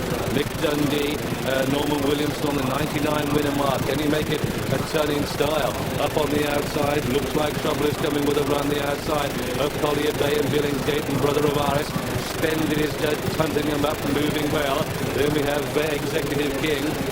That's followed by King's Banker as they cross the next, over which Nick Dundee is into a closing third now as they swing away from the stand. The circuit to go. Out the back and struggling to go is Arden Scout, but it's going to be Lord of the River. Splendid is hard driven as they go out into the country for the final circuit. Ardrina has been pulled up. Lord of the River lands over the next in front. Nick Dundee on the outside. Brother of Iris looked to be down there. Splendid was badly hampered as now they continue towards the water jump on the far side, and up front Lord of the River from in second Looks Like Trouble, Nick Dundee in third, Billingsgate in fourth, then King's Banker. House Captain chases these from Collier Bay who's weakened, and then Splendid who's now well out of contention. Over the next Lord of the River took a bit of a chance there. Looks Like Trouble, the favourite. Nick Dundee goes second, and there's a roar from the crowd responding to that move. Nick Dundee, the dark blue jacket on the outside of Lord of the River as they take this next plain one. Looks Like Trouble in third. They're a long way clear then of Billingsgate as they climb the hill, and Nick Dundee just about shading the advantage from Lord of the River, but the favourite's got to get over this big open ditch. It's a gaping fence at the top of the hill. It's a ditch marked danger. Nick Dundee comes to it from Lord of the River, put himself right at it there. Nick Dundee landed in front. Looks Like Trouble in third, then Billingsgate, King's Banker, House Captain, Collier Bay somewhere adrift, but as they reach the top of the hill, it's Nick Dundee from Looks Like Trouble. They're getting away from the others now as they head towards the final three fences. Nick Dundee, will the bookies lose this one? Looks Like Trouble if they don't, but he looks behind Paul Carberry. Is he trying to second guess Norman Williamson on Nick Dundee? Splendid Adrian Maguire being pulled up, Executive King pulled up, but they're closing a speed down towards the third last in the Royal and Southern Alliance. Oh, and he's gone, has Nick Dundee. He asked for a big one, he didn't get it, and it Looks Like Trouble, who's been left clear of a tiring field. This looks like trouble. Who keeps up the battle now for Noel Chance? 2 to jump. And it looks like trouble. Who comes to take it? He comes to take the second last in the lead. Paul Carberry in a clear, unassailable lead bar the final fence, because Lord of the River is back in second place. Billingsgate in third and King's Banker in 4. And then Collier Bay is staying on in 5. But a very, very remote 5 indeed to Looks Like Trouble, who has 1 fence to jump before he takes the younger horses staying championship. But Looks Like Trouble, this is the final fence, but it's no trouble to him. He's clear by a distance as they race up towards the line. He heads towards the posters, Look Like Trouble. The others come to the last. There goes Lord of the River, there goes Billingsgate, King's Banker, and a champion hurdler in Collier Bay. Only 5 will finish, and they've been taken there by Looks Like Trouble. Looks Like Trouble is picked, presented with the race, gifted with the race when Nick Dundee fell. Lord of the River, what an honest horse he is. He's come home second. Billingsgate is third. Collier Bay is 4. King's Banker is the 5th of the 5. And so this Royal and Sun Alliance chase, they went off at a tremendous rate of knots. But it's going to be a win for... After the race. Just have a look at this. Hindsight's easy. All he's got to do is get over this fence. But a good jump and it's all over.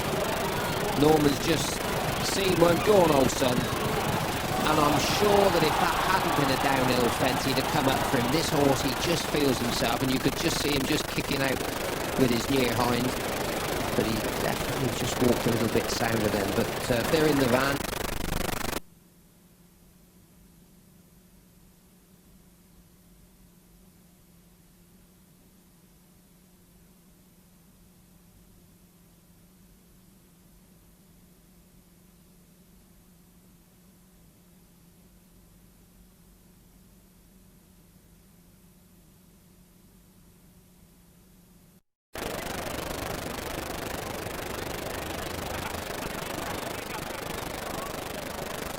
$11-1 he was. McGeorge just nibbled there. I think Angus gave us 12s at his last show, so a little bit of late money for him. But McGeorge has run out a comfortable winner here for Adrian Maguire. Much bigger odds this morning. But there he is, Adrian Maguire, starting this meeting in good style. And let's see how he did it. Yes, Majidou and the favourite there in the green colours and the red. He jumped left-handed. Tony McCoy dropped him right in. He looked as if he wasn't enjoying it for some reason. He's jumped, you know, when the horses jump left like that, look, he's getting low. There's something not quite right there. Adrian Maguire has a look round. He sees that he's nicked the race a little bit here. Dr. Lunt under pressure. Escadafe had done what we said. He sort of comes on and off the bridle. He sort of just hung about for 3 or 4 fences out. Now he's running on. But Adrian Maguire, you and I, Richard, were saying here that Adrian needs a big one here, but he sat for a short one, and for a stride or 2, I thought he'd thrown it away.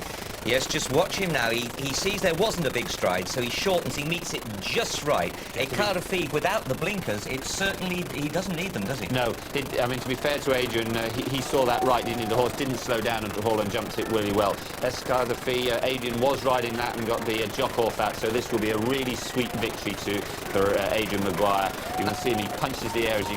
Ryan also popular at 9-1. It's 10-1 Linton Rocks, 11-1 Even Flow, 12 Marla, 14 Barbados. Memories, long distance, aren't they, of the national that never was. Scott calling them in himself, of course, a winner of the national. They're calling them in. There's a lot to play for. Let's go to Jim.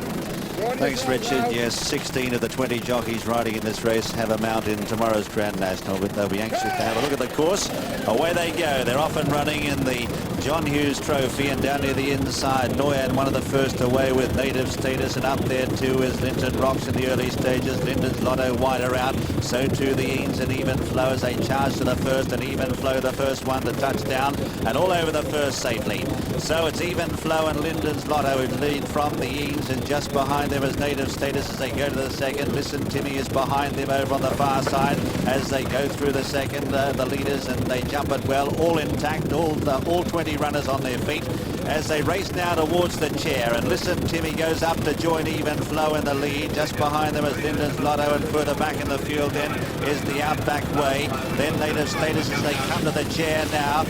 Green Destraval jumped it on the inside in about sixth, and Sniper went through the top of it. As they race towards the water now, a line of about four, and it's Listen Timmy over on the far side, who jumps into the lead there from the Eanes. Further back in third, then the Outback Way from Santa Concerto, and Even Flow, and Ballyline has made some ground. Further back then is Linda's Lotto from River Unchin, and then Green Destraval about sixth or seventh.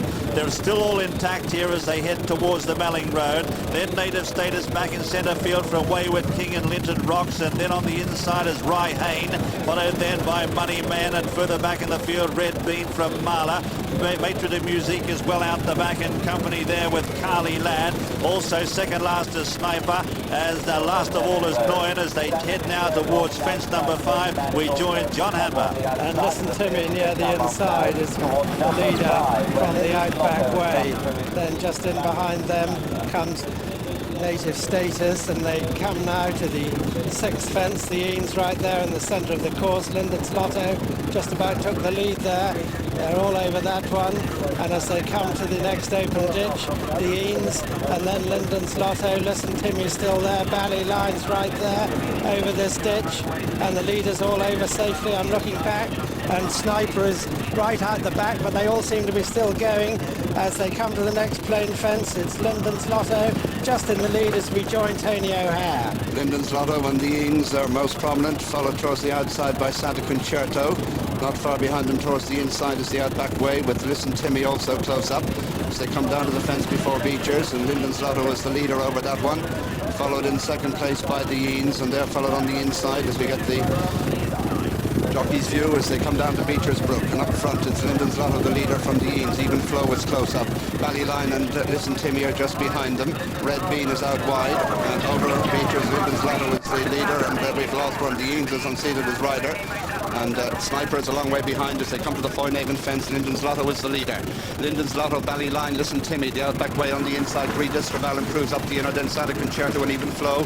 Linton Rocks is next, and then Rye Hain, followed by Native Status, and behind these is River Unchin with Maitre de Musique and Red Bean. Wayward King further back in the field, followed by Carly Ladd and Mahler towards the back with, as they jump the now turn, it's the Outback Way, the leader from Linden's Lotto in second. Green Destraval next on the inside of Listen Timmy, and they're followed by Ballyline as they jump Valentine's. The Outback Way leading from Linden's Lotto. We rejoin John Hanmer. And Linden's Lotto out in the centre, the Outback Way near the inside. Listen Timmy between them. Green Destraval just poised in behind them with Ballyline, and then Santa Concerto as they stream over that. And they've got 4 to jump now. The next is the last ditch, and it's Listen Timmy and Linden's Lotto just ahead of the Outback Way and Green Destraval, and then comes Ballyline, Santa Concerto, Linton Rocks, and then comes Red Bean. Going to the third last, Listen Timmy has his head just in front of Linden's Lotto on the outside. On the inside then is the Outback Way. Then Green Destraval poised to challenge. Red Bean running on with Linton Rocks and Santa Concerto as they go across the Melling Road with 2 to jump, and Linden's Lotto on the outside of Listen Timmy and over to Jim McGrath. Well, it's Linden's Lotto who's out in front for Adrian Maguire, who rides Addington Boy tomorrow, and he'll love this fast ground. He leads from Listen Timmy. Then in third place as they head towards the second last is the Outback Way. There's a view from the saddle as further back in the field then we see a Maitre de Musique back up on the outside, and Green Destraval has virtually been pulled up at the rear as they race down towards the second last. And up front it's Listen Timmy and Linden's Lotto. They're together as they come to the second last, about 3 lengths in front of Maitre de Musique, running on for Richard Dunwoody. Just behind them being pushed along the Outback Way, and further back then is Rye Hain running on for Ireland.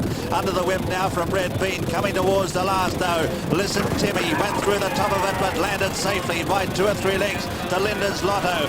Battling on as Maitre de Musique Music on the near side is running on well as they head towards the elbow. Behind them is the Outback Way and Rye Hain. Coming up towards the elbow though, it's Listen Timmy, Tony Dobbin, who's out in front by 3 lengths to Lyndon's Lotto. Regrettably Music is trying hard, followed then by the Outback Way, but on the run in for home, 100 yards left to go, and it's Listen Timmy, Tony Dobbin, who goes on to score in the John Hughes Trophy. Listen Timmy goes on to win by 4 lengths. Second, Lyndon's Lotto. Third, Regrettably Music. Fourth, then, the Outback Way. Followed further back in the field by Rye Hain, Marla, Santa Concerto. They're followed by Wayward King, Riveruncheon, Linton Rocks, Red Bean, then Even Flow. By golly, there's a lot of finishes. Then follows Native Status back in the field, in company there with Carly Ladd, who was a finisher. So too was Ballyline and Money Man, who was last to finish. So the spread on the number of finishes tomorrow. Things seem to be impeccable. Yeah, and Tony Dobbin, we've singing his praises yesterday. Terrific rider, rides with a great deal of confidence. Always had this horse up in the van and given a terrific ride. Certainly was. Remember, he won the National for Steve Brookshaw. And Listen Timmy, another New Zealand horse owned by the Sentinel Racing Club. That's a newspaper, so a lot of readers have been very happy this evening. But just look back now. Lyndon's Lotto second has run a super race, but what a ride Woody has given Regrettably Music and Storming Norman on the Outback Way. Yeah, I mean, Richard sort of nursed Regrettably Music all the way around. You saw him just creeping up down the outside, sort of going to beaches, and he's taken the cautious route with this horse. He has made mistakes in the past. He's given him a great ride.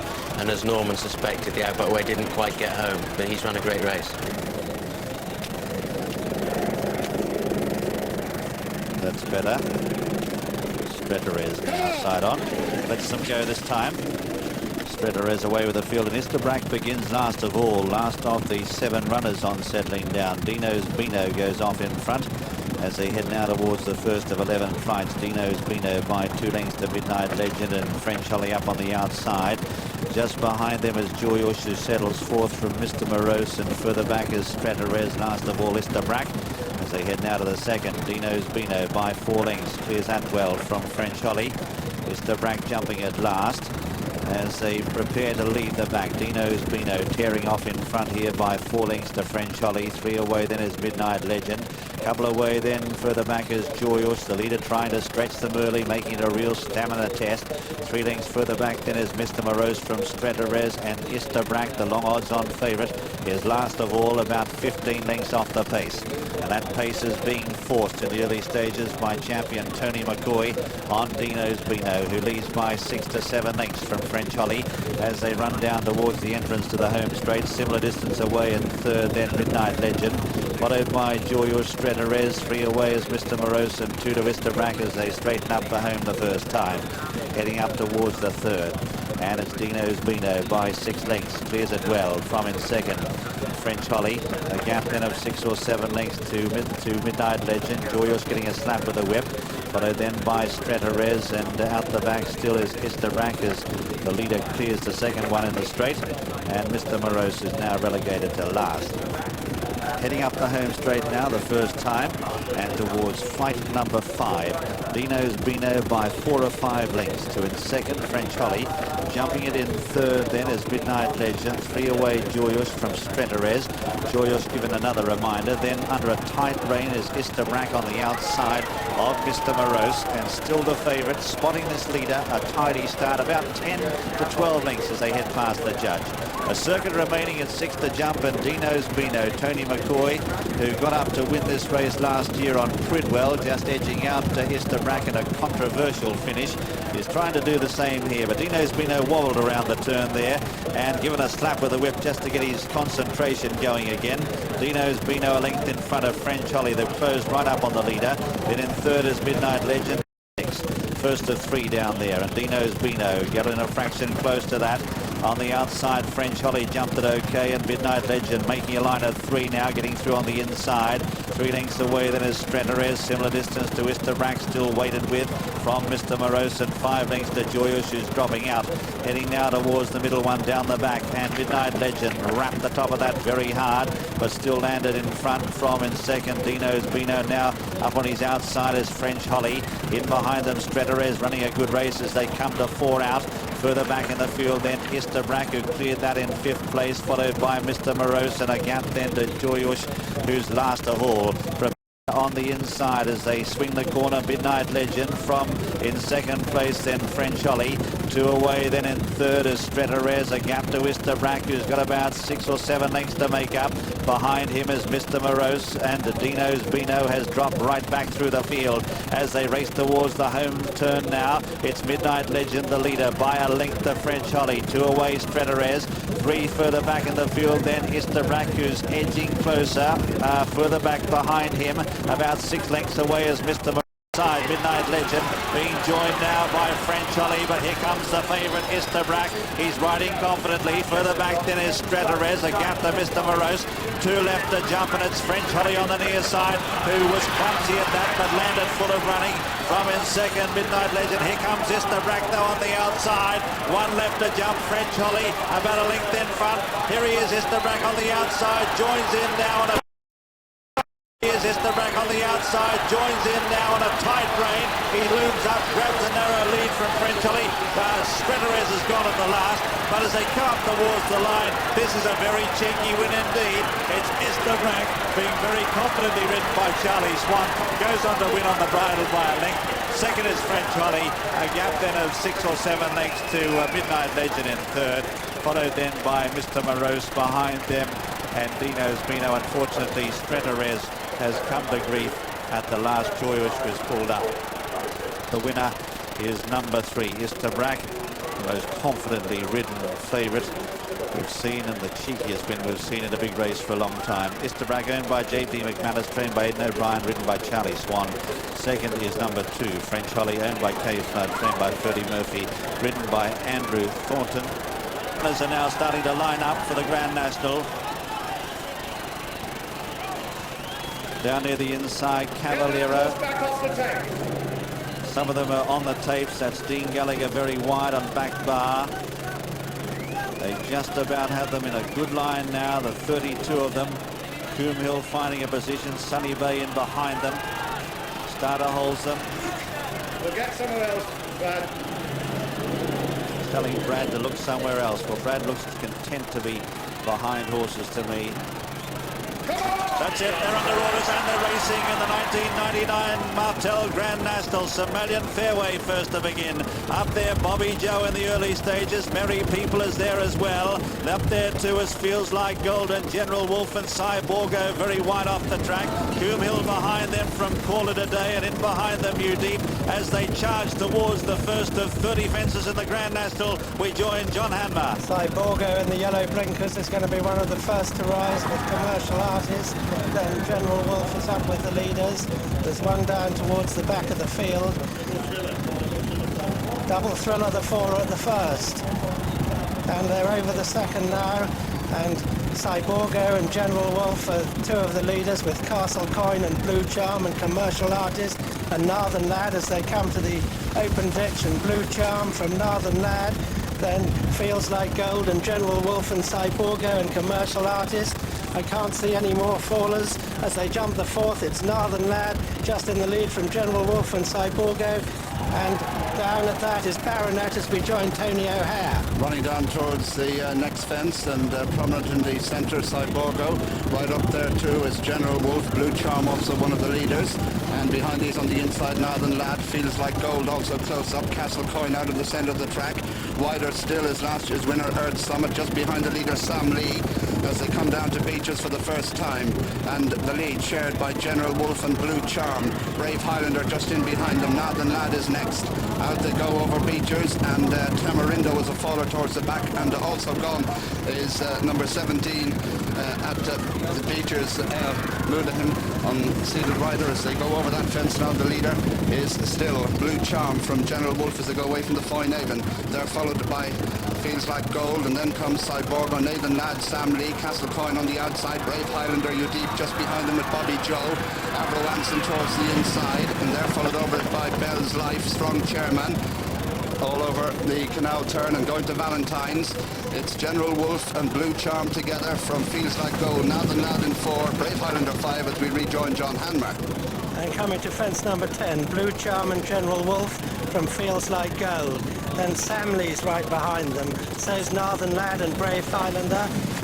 Over the next one, and no fallers at that. Earth Summit's right at the back of the field as they go now to an open ditch, fence number 11, Blue Charm and General Wolf from Feels Like Gold, then Northern Lad and Sam Lee. Sam Lee a slow jump, Fiddling the Facts is getting closer, Sunny Bay and You Deep are right there, so's Call It A Day, then Castle Coin, Bobby Joe, and then comes Coombe Hill and Strong Chairman over the 12th, Blue Charm from General Wolf, no fallers at that as they go towards the Melling Road. Blue Charm, General Wolf, Feels Like Gold, Northern Lad, Fiddling the Facts, Sam Lee, Brave Highlander, then Sunny Bay, Call It A Day, and You Deep and Castle Coin and Bobby Joe, then Strong Chairman and Coombe Hill as we join Jim McGrath. Well, they race now towards the 13th fence, and there's a view from the saddle, but we see Northern Lad who's there, and the camera seems to have turned around, but as they head now towards the 13th, and the leader is Blue Charm by a couple of lengths to General Wolf, and up there too is Feels Like Gold. Just behind them, Sam Lee.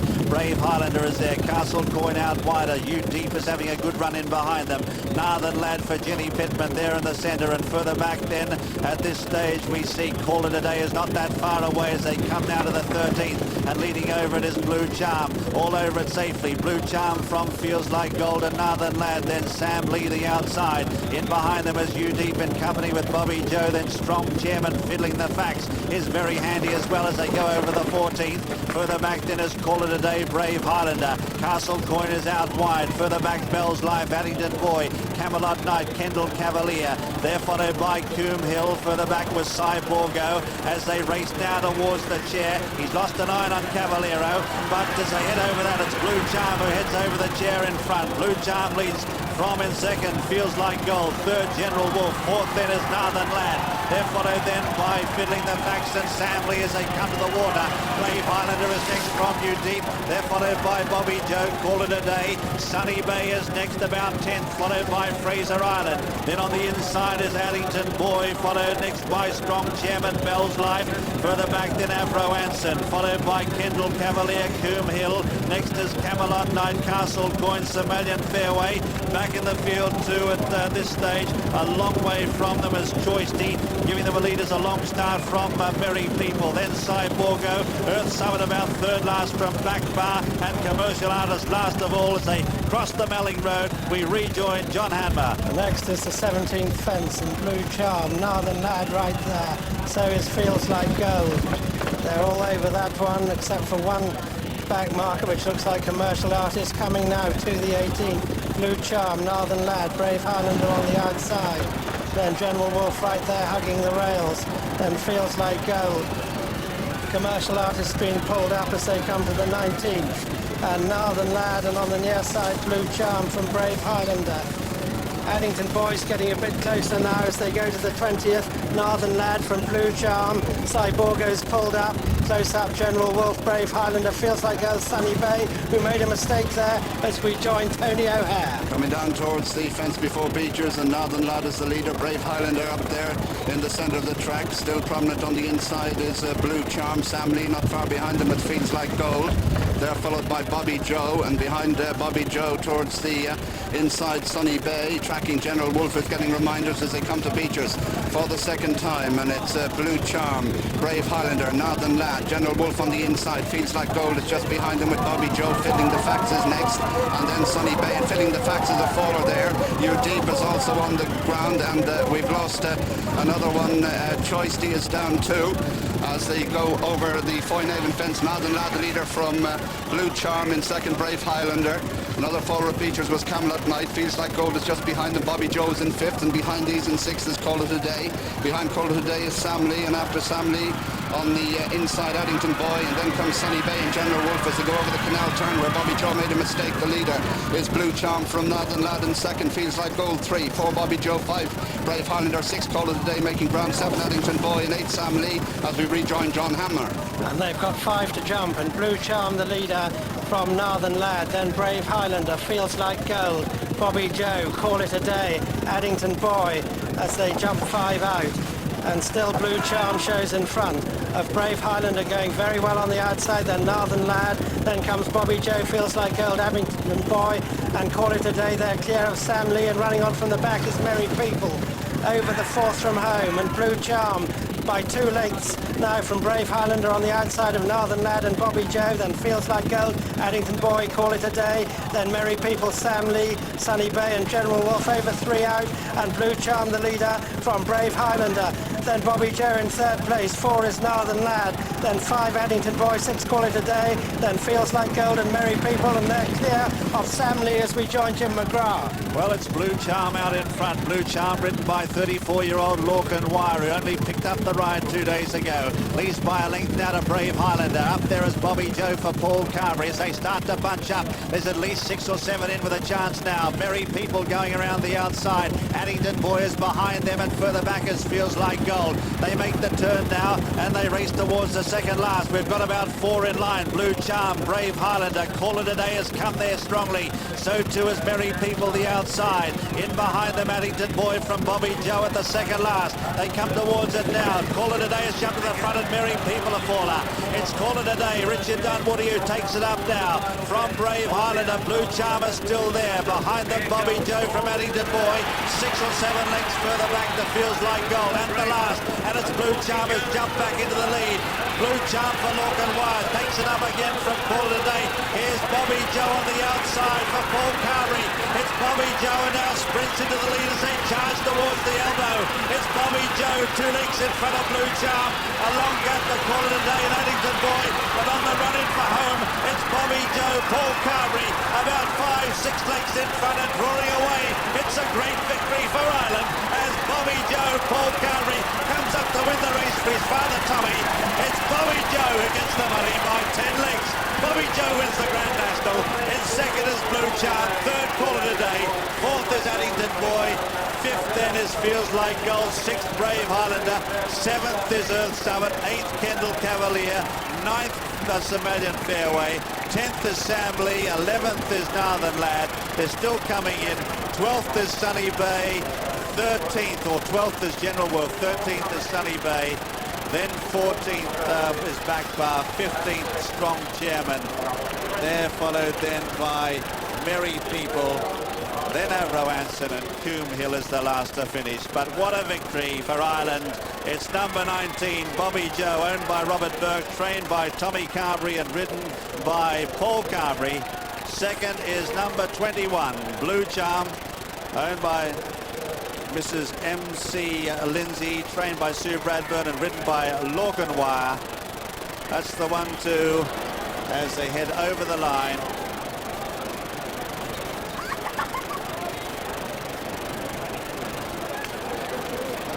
There's the winner, Paul Carberry, one of the most natural riding talents you'll ever see.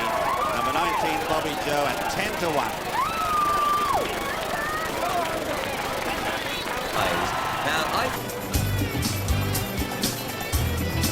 One of the most natural riding talents you'll ever see. Number 19, Bobby Joe, and 10-1.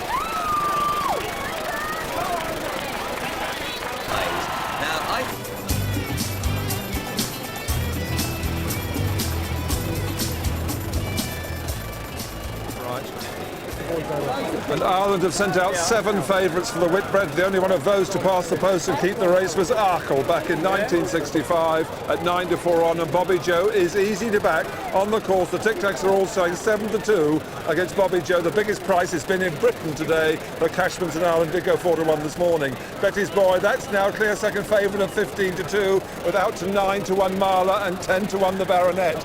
Boss Doyle is at 12s. Northern Lad for the Cuddly one, and the popular each-way support for that at 12-1, with 14 the Outback Way and 14-1 also Eulogy put in at 14-1. It's then 16-1 against the Last Fling, bit of money for that. 20 Court Melody and Caliso Bay. Jatib also at 20-1 with Fine Tyne, last year's runner-up, and a pony 25-1 General Wolf. Colonel-in-Chief, some each-way support for that, and Double Carpet 33-1 Senor El Batruti is 33-1. Strathroyal also at Double Carpet 33-1 along with Major Bell, and 40-1 the Complete Rag Caribou Gold at the bottom.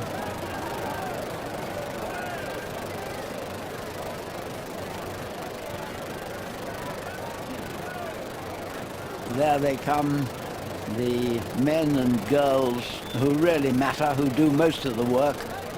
And this is one of the rare courses where the lads lead the horses out for quite a bit of the parade. In fact, they lead them down in front of the stands. At Aintree, of course, they sort of rejoin them after they've cantered down. Huge crowd here this afternoon, and you'd be wondering why if there wasn't. Superb racing, best of both worlds. And despite what the weatherman said, it's turned out actually into a nice afternoon. It's been warm, the sun's just gone in temporarily. But certainly didn't get any of the rain that was predicted. And the lovely thing is that the ground is so nearly perfect, because so often the Whitbread is run either on very firm ground, which causes lots of pieces of leg trouble, or on very soft ground, which makes the hill a bit of a nightmare. Yeah, there'll be no course records broken this afternoon. We've seen 16 of these 19 runners. Number 17 is Eulogy, trained by Richard Rowe. Loves this course. He's won 2 of his 3 races. Only had a couple of runs so far this season, but difficult to fancy even on the best of his form.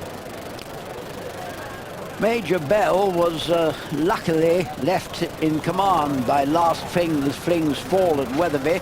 As a matter of fact, he's blundered away quite a few good chances on his own. But he's won 11 races at 3 miles. In today's condition, there is a doubt about his ability to stay further.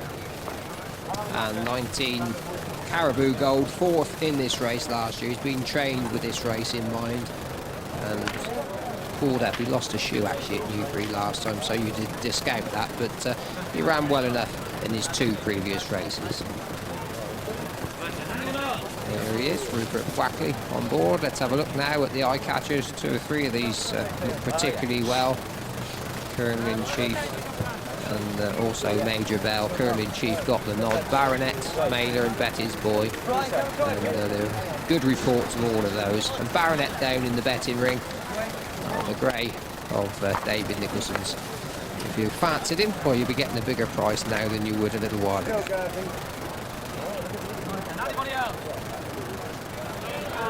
11 favourites in 42 runnings have won the Whitbread, but only 2 in the last 17 years. Money coming in now for Bobby Joe. Burlington Bertie 100 to 30, 15 to 2, and that's tight Betty's Boy with 9 Marla and 10 Baronet. I haven't told you to line up. We're still darting. Take your time with all of them. You're way off the course anyway.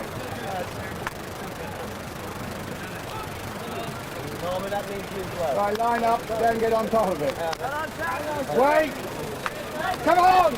And away they go then for the 43rd Whitbread Gold Cup, racing down to the first of 24 fences, 19 runners. General Wolf right there with Marla, Caliso Bay the outside, Caribou Gold and Betty's Boy in the firing line as they land over fence number 1. They're all safely over.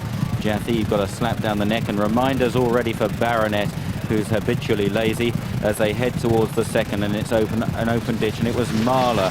A big jump took him just to the lead there. Marla from General Wolf and Betty's Boy over on the far side. Then Caliso Bay and the last fling with Caribou Gold, the grey Senor El Batruti in about 6th or 7th, with Betty's Boy still on the far side. Eulogy follows these from Boss Doyle and Court Melody and Narthen Lad and Colonel-in-Chief and Jathib, followed by Major Bell. The Outback Way was snatched up for half a stride. Then Bobby Joe, well down at the moment, with only 2 or 3 behind him. Baronet, Fine Tyne and Strath Royal is last of all. About to swing right-handed then and take a downhill run, a long run to fence number 3. And it's Marla, the gambled on morning horse, in front, and Carl Llewellyn from Caliso Bay in 2nd, General Wolf in 3rd, then the last fling and Senor El Batruti there, the front 5. Eulogy is next from Betty's Boy, and then Caribou Gold, Boss Doyle and Narthen Lad, and Court Melody towards the outside as they clear the next. And they're all safely over it. Baronet was very cumbersome, one from the back. Strath Royal continues to wag the tail as they swing right-handed and face up to 7 obstacles in the back straight, and it's still Marla that shows this big field the way to Caliso Bay in 2nd place. Then the last fling took it just 3rd from Eulogy and General Wolf, who was a bit slow there. Senor El Batruti and Court Melody from Caribou Gold and Betty's Boy as they clear the next plane one. Narden Lad is deep in midfield from Boss Doyle and Major Bell from Jatheve and Colonel-in-Chief. Bobby Joe is still held up by Adrian Maguire towards the rear with about 4 behind him. They are Fine Time, the Outback Way, Baronet 2 or 3 lengths back, and another 4 or 5 to Strath Royal. Down the back they go and on towards the water jump now. This is fence number 7, and Caliso Bay takes a turn in the lead as they stream over the water. Caliso Bay from in second, Marla, and then the last fling from Senor Elbertruti. Betty's Boy is tucked away towards the inside as they now face the first of the 3 railway fences, and Caliso Bay touched down in front there. Strathroyal was very slow at the back, and Baronet hasn't done a tap so far. Over the next, Caliso Bay, the last fling. Then Eulogy and Marla. Senor Elbertruti the grey on the inside from Betty's Boy. Caribou Gold is next. Court Melody is out wide then from General Wolf, as now they prepare to leave the back straight behind them. And Caliso Bay then and Jimmy McCarthy now taking a turn in front as they make this long right-hand turn. And he bowls along by a length and a half to Senor Elbertruti in the last fling in second and third. Then Betty's Boy on the inside as we check the starting prices as they gallop towards the pond fence. And Bobby Joe is the 100-30 favourite, still held up towards the back, the favourite. Betty's Boy at 15-2, Baronet at 9-1, and Marla at 10-1 as now they approach the pond fence. And it's Caliso Bay who's just going to rise in front from the last fling, and Senor Elbertruti as they land over that. Major Bell has lost his place badly as now they approach a right-hand turn, and it's Caliso Bay from the last fling, and then Marla and Betty's Boy and Senor Elbertruti on the inside. They've completed a circuit. The Outback Wave follows these from Jatheve, and then Eulogy, Caribou Gold and Court Melody. And Boss Doyle is well back. Bobby Joe is picking his way through the field a bit now as they race to this open ditch over which it was Caliso Bay that led there with Senor Elbertruti. It's the grey Senor Elbertruti with Caliso Bay and Betty's Boy as they pass the stands. Court Melody there towards the rear as they race past the post then with a circuit to go, and it's Senor Elbertruti from Caliso Bay, Betty's Boy and Marla in the last fling, and Jatheve there the front 6, chased by Eulogy in the Outback Way and Court Melody, and then Caribou Gold from Fine Time who's improved. Bobby Joe, Colonel-in-Chief, Baronet still off the bit. Narden Lad is now well down, so is General Wolf, Boss Doyle and Major Bell. Just under a circuit to go then, and it's Senor Elbertruti that shows the way. Let's get the views now from John Frankham and John Oaksey. Yeah, there's a few been struggling already, Simon. Major Bell made a terrible blunder at the first of the 3 railway fences. Boss Doyle's hardly been on the bridle and is jumping suffering. But Senor Elbertruti looked like he's enjoying himself this afternoon. Betty's Boy in a really good position. There are three horses in up with the leaders, none of whom are absolutely certain to appreciate the hill. Senor Elbertruti stays 3 1/4 miles, but will he stay this uphill finish? And Caliso Bay, the same applies to him. They're both in the first 4 going well. Down the back they go again, and Betty's Boy has gone there pretty readily as they approach the next. Betty's Boy from Jatheve now, and they've gone 2 or 3 clear of Marla, Caliso Bay and Eulogy. Then Senor Elbertruti, who's now backpedaling a bit as they jump that next one, Court Melody. And then behind these, the last thing, Bobby Joe is about 9th or 10th. This next one, though, Jatheve is now the leader from Betty's Boy as they head down the back towards the water jump once again. And it's Jatheve under a typically positive ride from Tony McCoy here. It's a long way to go. Betty's Boy in second place, but this little burst of speed from Jatheve has really strung them out. Eulogy is over in third, then Court Melody. Behind these is Fine Time, then Bobby Joe working his way into 6th place from Marla. And then running on again is Narden Lad. The railway fences, the leader absolutely flew the first of them, Jatheve, a 20-1 outsider as they now approach the middle one of the 3. And it's Jatheve over in front, didn't get too high this time. Betty's Boy, then Eulogy and Court Melody, Fine Time and Bobby Joe. The last on the far side, that was 4 out. And Jatheve has a handy break over Betty's Boy, the Kim Muir winner. Eulogy is staying on well in 3rd place as they now leave the back straight behind them, and these 3 have kicked a long way clear of Court Melody. Then Fine Time, a yawning gap then to Marla. Bobby Joe's got a big task, then Caribou Gold as they now race towards the pond fence, and it's Jatheve. Tony McCoy sneaks a peek From in second place, Betty's Boy in the noseband. The maroon on the outside is Eulogy, coming there strongly. Then Court Melody back in fourth from Fine Time, Caribou Gold and Marla as they race down to the pond fence. This is 3 out. Betty's Boy back in front from Jathib in second. Is he running out of steam? Then behind these is Eulogy in third. Fine Time running another good race. He's gone into fourth from Court Melody, and then Caribou Gold from the rear. Down to the second last then, and Betty's Boy pops over. Eulogy second. Jathib trying to rally on the outside. Fine Time back in fourth. Then Court Melody, Caribou Gold. Eulogy now laying it down to Betty's Boy, who's hard driven, and Eulogy is coming to take it up at the last. Eulogy lands in front. Betty's Boy slightly hampered in second. Then in third is Jathib. Now the hill, and it's the lightly weighted Eulogy, and Barry Fenton in front, staying on dually here. 2 or 3 lengths clear of Betty's Boy. Jathib and Fine Time. Eulogy wins the Whitbread. In second place, Betty's Boy. Jathib is third. Fine Time in 4. Then Caribou Gold. Bobby Joe plugged round for 6th place. They're clear of Marla, the last fling, Strathroyal, and then Calisto Bay of Boss Doyle. Then Court Melody in the Outback Way, and the stragglers including Major Bell, Senor El Batruti, Baronet, and Narthen Lad. Eulogy, the 14-to-1 winner of this 43rd running of the Whitbread Gold Cup in the colours of Nicholas Cooper, trained by Richard Rowe, who won this race as a jockey back in 1982 on Shady Deal, and ridden by Barry Fenton. In second place, it was number 15, Betty's Boy, under Norman Williamson, who made a lot of the running and had every chance. In third, then Jathib, who might just have stolen it, one thought, halfway down the back straight under Tony McCoy. And fourth home, number 12, last year's runner-up, Fine Time. But this year's winner is Eulogy. Well, what a wonderful race this was, and there wouldn't have been a more popular winner. Richard Rowe, horse has been out of form for much of the season. He's done well to be patient with this horse. He loves Sandown, and Barry Fenton's given him an absolute peach of a ride. Always in a good position, always had him jumping well. And I should think they were panicking a little bit when Tony McCoy went for home on Jathib early on down the far side. Betty's Boy just in front as they come down to the last. Norman Williamson can feel the petrol just beginning to seep out of the tank at this point. This is just about beyond his limit, Betty's Boy. Eulogy, though, loves this hill. Wonderful picture here. Just takes off a fraction in front. Ears pricked. Eulogy heads home, and you know he's not going to get beaten at this point. And Norman Williamson, real tactician, gets Betty's Boy onto his other leg, tries to get a little bit more out of him, a little bit more energy maybe left there, but it's not enough to get past Eulogy. Jathib runs on to be third, but a wonderful result this, really popular victory.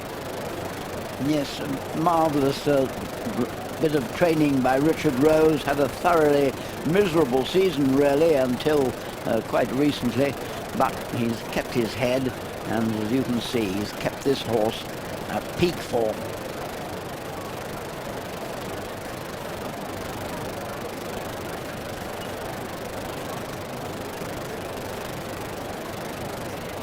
Well, only 10 stone on his back. Barry Fenton in the sauna earlier on today, and absolutely thrilled.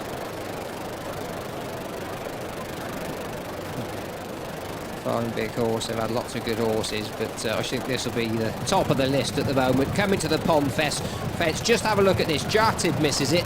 Betty's Boy, Norman Williamson gets a really good leap out of him, and you think, well, this is it. This has changed the race. And Eulogy pecks on landing. You think, well, that's his chance gone. Barry Fenton, though, he just let him recover, picked his way round the inside, and at this point you just think, well, is this horse in front with the noseband going to get home? He's done this before, 3 1/4 he gets there, but this is just beyond him, John. It is. It's really sad that his boy won really well at Cheltenham over 3 miles, but as you say, the extra 2 furlongs and uphill 2 furlongs too, they suit Eulogy beautifully. Eulogy's won twice on this course, or now 3 times. A real Sandown specialist. He loves the hill. It improves him and stops Betty's Boy in his tracks. Eulogy, a 20-to-1 chance for the Ladbrokes earlier in the week. 16-to-1 in the offices this morning. Touch 16-to-1 on the course. Returned the 14-to-1. Clear 7th favourite. You get all the information on Channel 4. Eulogy wins the Whitbread at 14-to-1. Betty's Boy, the runner-up, 15-to-2, was the ground.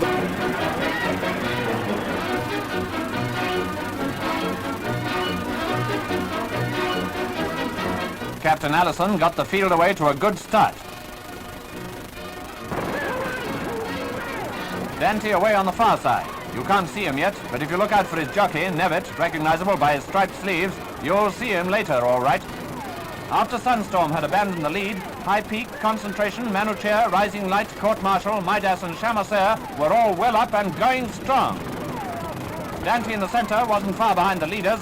It was near the dip that he really began to show what he was made of. Passing Midas and Court Martial, Dante went right ahead to win in very fast time by 2 lengths. A head separating second and third.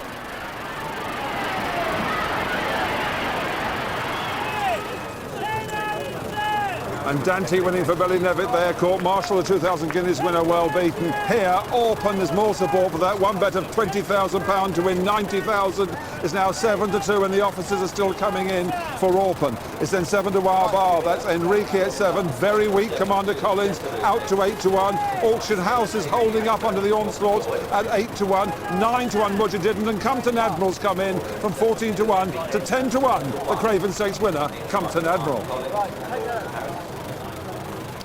So it all happened shortly with what made the deepest impression in the paddock. Before he got warm, Orpen stood out on the course. Auction House, Enrique and Exeat. Negative Debbie's warning in the betting ring. Auction House, Compton Admiral, and negative Commander Collins and Enrique. 190 years ago, 8 started. The race was won by Wizard.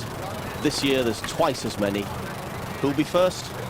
Well, Graham will be the first to tell you. And we fully expect Auction House to be the first one from the stalls, coming from stall 6, and he is yet to load. That's number 2 with a pink cap, trained by Barry Hills, whose Tap on Wood won this in 1979, ridden by Steve Cawthon, whose 39th birthday it is today. Rassam's gone in. Philip Robinson rides that one. Trainer Michael Jarvis on board. Coming forward now in the white cap, Esau. And the last to load will be Red Sea, who ran in the Breeders' Cup Juvenile and got upset at the stalls. He ran the first time up here on the Rowley Mile course as a 2-year-old and got upset in the stalls, and he's got dispensation to go in last. This is Red Sea coming forward now, so stand by for the Sagitta 2000 guineas. Oops.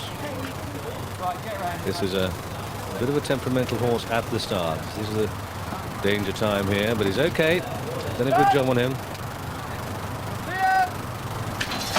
Kick away, and what a good break it is too. Now, where are they going to go? We expect Auction House to make the running coming from stall 6, and he's only up with a pace. Esau is there, Island Sands, Al Rassam is taken back, and they want to come stand side. Debbie's warning with white sleeves. Mujahid is running in a prominent position, and not that far away, Gold Academy. Into the 2 groups on the extreme left, Desiree. Following that one is Commander Collins. The main action is down the centre of the track, and that action now is being headed off by Island Sands. White cap is Esau 1 and 2.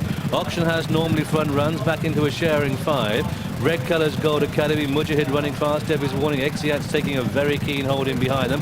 Orpen's covered up midfield, Enrique behind it, Brancaster's at the back of the main group.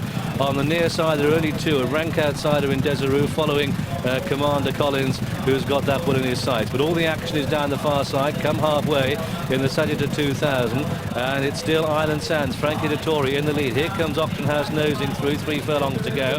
Brancaster, Mujahid is there, coming with the run is Esau, Exiat drops away, Debbie's warning drops away, Compton Admiral can't find a lot, Enrique's back to the boards, Orpen with a lot of running to do, and as they come down past the 2, the horse with the big white face is the champion 2-year-old Mujahid, who ran such a disappointing run last time, but he just has it to Island Sands, and these go 1 and 2.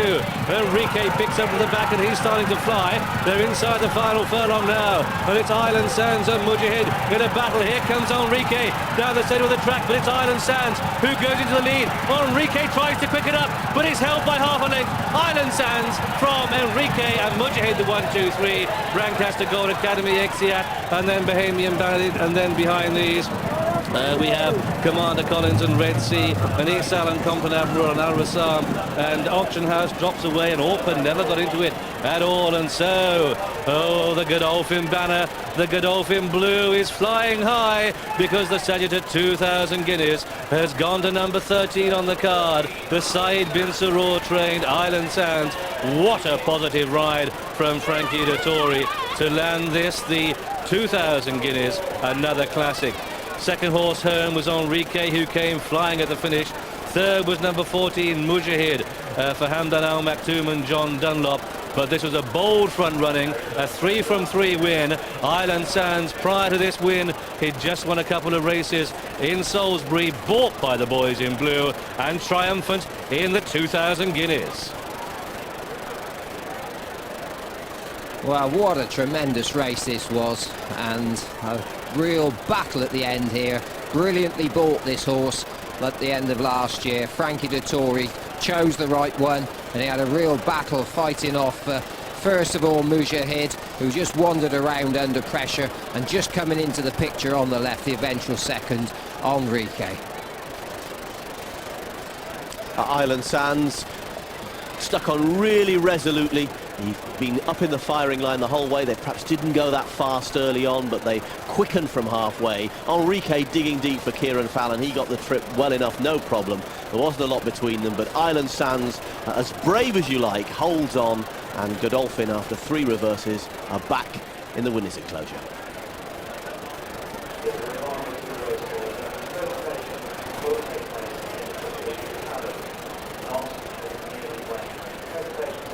To 1 chance, though Michael Tabor has just come down in the ring, and it's now 4-1 Wince. Wince is now 4-1 Wince with 5 Moyeva, 8-1 Sun Spangled. Michael Tabor not yet tried to move that.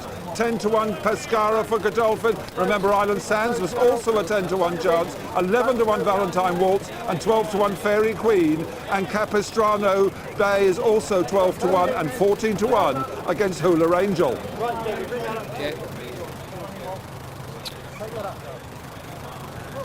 Well, so nothing looks bad today in the paddock, but Moyeva just got the nod. Fairy Queen, Imperial Beauty also wins, and as you've heard Max say, Moyeva and Sun Spangled drifting down in the ring. Well, the first running saw just 5 fillies line up, and the Bay Charlotte took it. That was in 1814, 185 years on, 22, a huge field. A fascinating race, a real good quality renewal. Here's Graham. Sun Spangled comes into 7-1 from 8s as one of the last. The low will be Fear and Greed. It'll be interesting to see where the jockeys come. Pace is drawn on either side of the track. This is the biggest field since 1980. So, a real tester for the top fillies mile race. They go away. They're subject to 1,000 guineas. Lamzino a little bit slow to stride, and it looks as if they're coming into 2 groups. Stand side, Wince, Golden Silker, Evening Promise comes from that group. Also Fairy Queen, Moyet with the French filly will be on the right as we take them. On the far side, Atlantic Destiny and Pescara, the blue colours. Running fast the far side is Fragrant Oasis, and just in behind them we have Imperial Beauty. Valentine Waltz comes from that group. The black jacket is Boomerang Blade. Yellow colours, Hasty Words. Meanwhile, on the near side, we have one of the rank outsiders, Evening Promise, showing the early work with Fairy Queen 1 and 2. Capistrano Day follows that. The big French filly, Richard Quinn, has to take a tug on her. Moyeva running very free indeed, so they come towards the halfway stage. And on the far side, it's still Pescara, together with Fragrant Oasis 1 and 2, and then comes Imperial Beauty. In a good position is Green Sand, and just off the pace is Circle of Gold, the far side. Valentine Wall starts to run the far side as Evening Promise fades. Meanwhile, on the stand side, they're inside the final 3 furlongs now. On the stand side, it's still Fairy Queen that just has it, goes on. Wince, the favourite, makes a move now and opens up, and there's room to come behind Capistrano Day.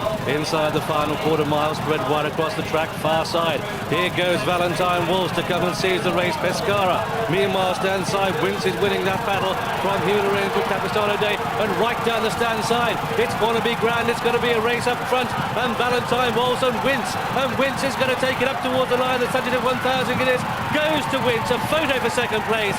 Valentine Walsh, and then Wannabe Grand from Capistrano Day and Pescaro. And then behind these we have Golden Silk, Hula Angel, Fragrant Oasis, Atlantic Destiny, and behind that One Circle of Gold. Sun Spangled was behind these, Imperial Beauty. Last to pass the post was Lamzina. And so the result of this, the subject of 1,000 guineas, money told and how, as Wince has won in the colours of Khalid Abdullah, trained here at Newmarket by Henry Cecil, ridden by Kieran Fallon. That double successful then 1997. Sleepy Time and Fallon were successful in their first classic. They've come home again. It's a close call for second place though, and that's between, in the centre of the track with the blue sleeves, Wannabe Grand, the Group 1 winner, and on the far side Valentine Walsh, who's done well from the one stall. That's a photo for second and third, but they're a little bit remote to Wince, who's won this Selkirk filly. Homebred, very brave performance indeed. Got the luck of the race and the celebrations there from Frankie Dettori, who made the running on the far side on Pescara. Meanwhile, Wince comes down the centre of the track from the 19 stall, and the judges called for a print for the second and third. So here comes Wince driving home. Kieran Fallon, champion jockey, determination and success.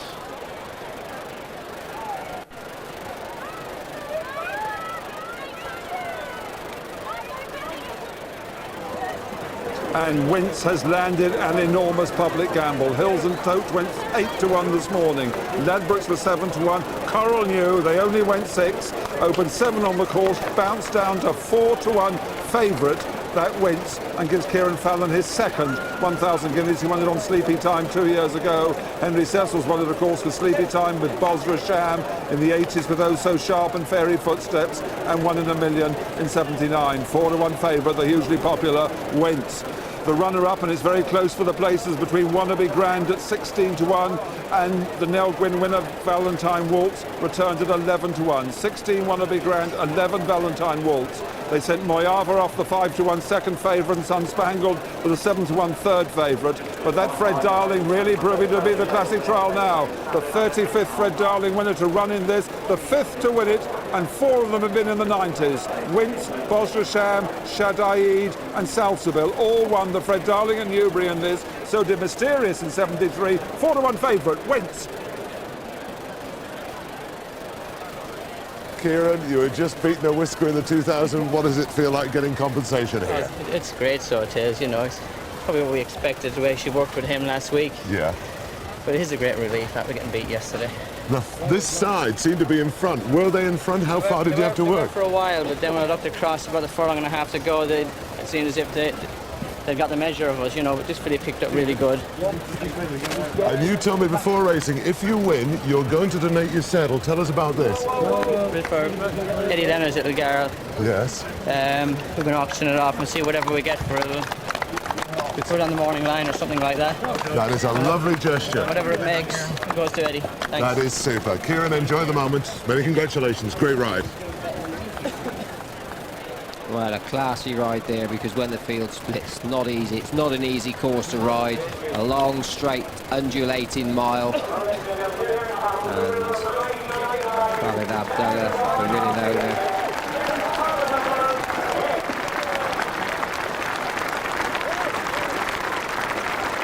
congratulated by Mark Michelson. As I was saying, when the field splits like that, and you're trying to ride 2 races, really, you're trying to keep your eye on what's happening on the other side of the course. But absolute perfection by Kieran Fallon.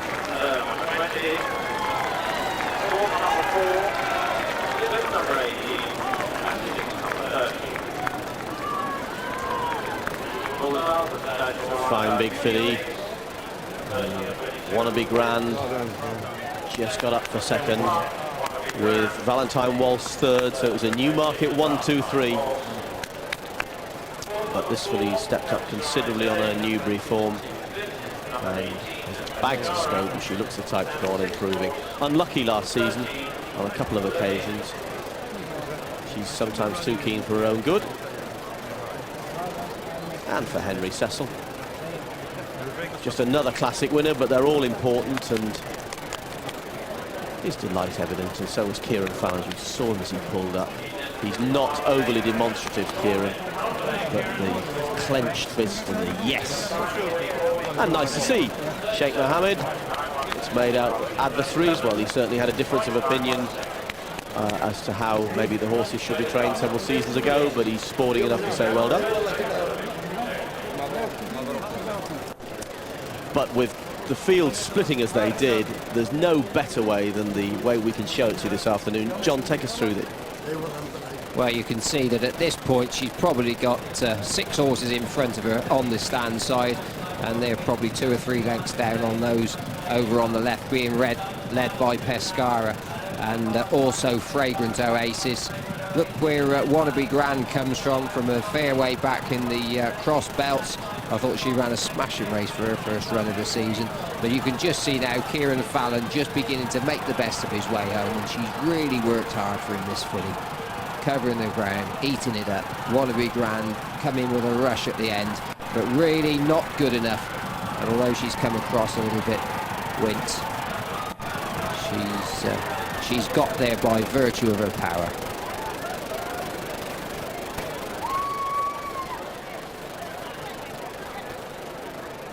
Two of the big guns very disappointing, Moyeva and Sun Spangled. One pulled too hard, the other was never going well enough to pull. But Newmarket fillies have triumphed here. And a sun-kissed afternoon has been a big gamble, and the bookies have lost.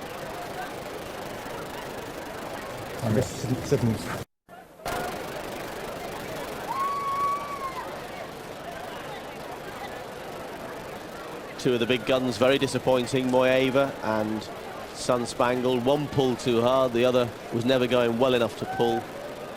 But Newmarket fillies have triumphed here. And a sun-kissed afternoon has been a big gamble, and the bookies have lost.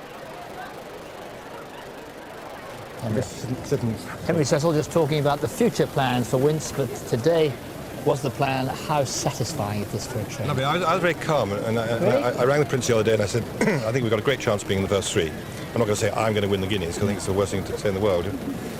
But I thought both Enrique and this filly would be in the first 3, and I would have been disappointed if they hadn't been, and I just got beaten yesterday. I was very calm today, and I think I got slightly overexcited because I don't think he expected anything until I rang him.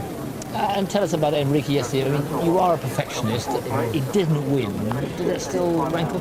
No, well, he ran a great race. I mean, take nothing away from the winner, but I mean, we did get a little bit checked when we wanted to make our run. But I mean, the winner won fair and square, but we ran a great race. I mean, I think the first 3 are good horses, and I mean, going down, he definitely got the trip, and going down by a neck, I mean, yeah, you have to be delighted he ran so well. Of course, the winner trained in Dubai. I don't want to go back over all that with you, but you can train him in Newmarket. I'm just saying, I mean, Newmarket winter isn't something that stops horses arriving at their peak. Well, he didn't stop the filly just now, did it? And she's a filly, not a colt. Nor the other 2. No, I don't think so, but hats off to him. I just said well done. Thank you for beating me yesterday. And tell us about Wince, because last year she was knocking around, but didn't look the 2,000 guineas with a 1,000 well, guineas. she could have, because I mean she should have won for a second last time out. She got in trouble. Then when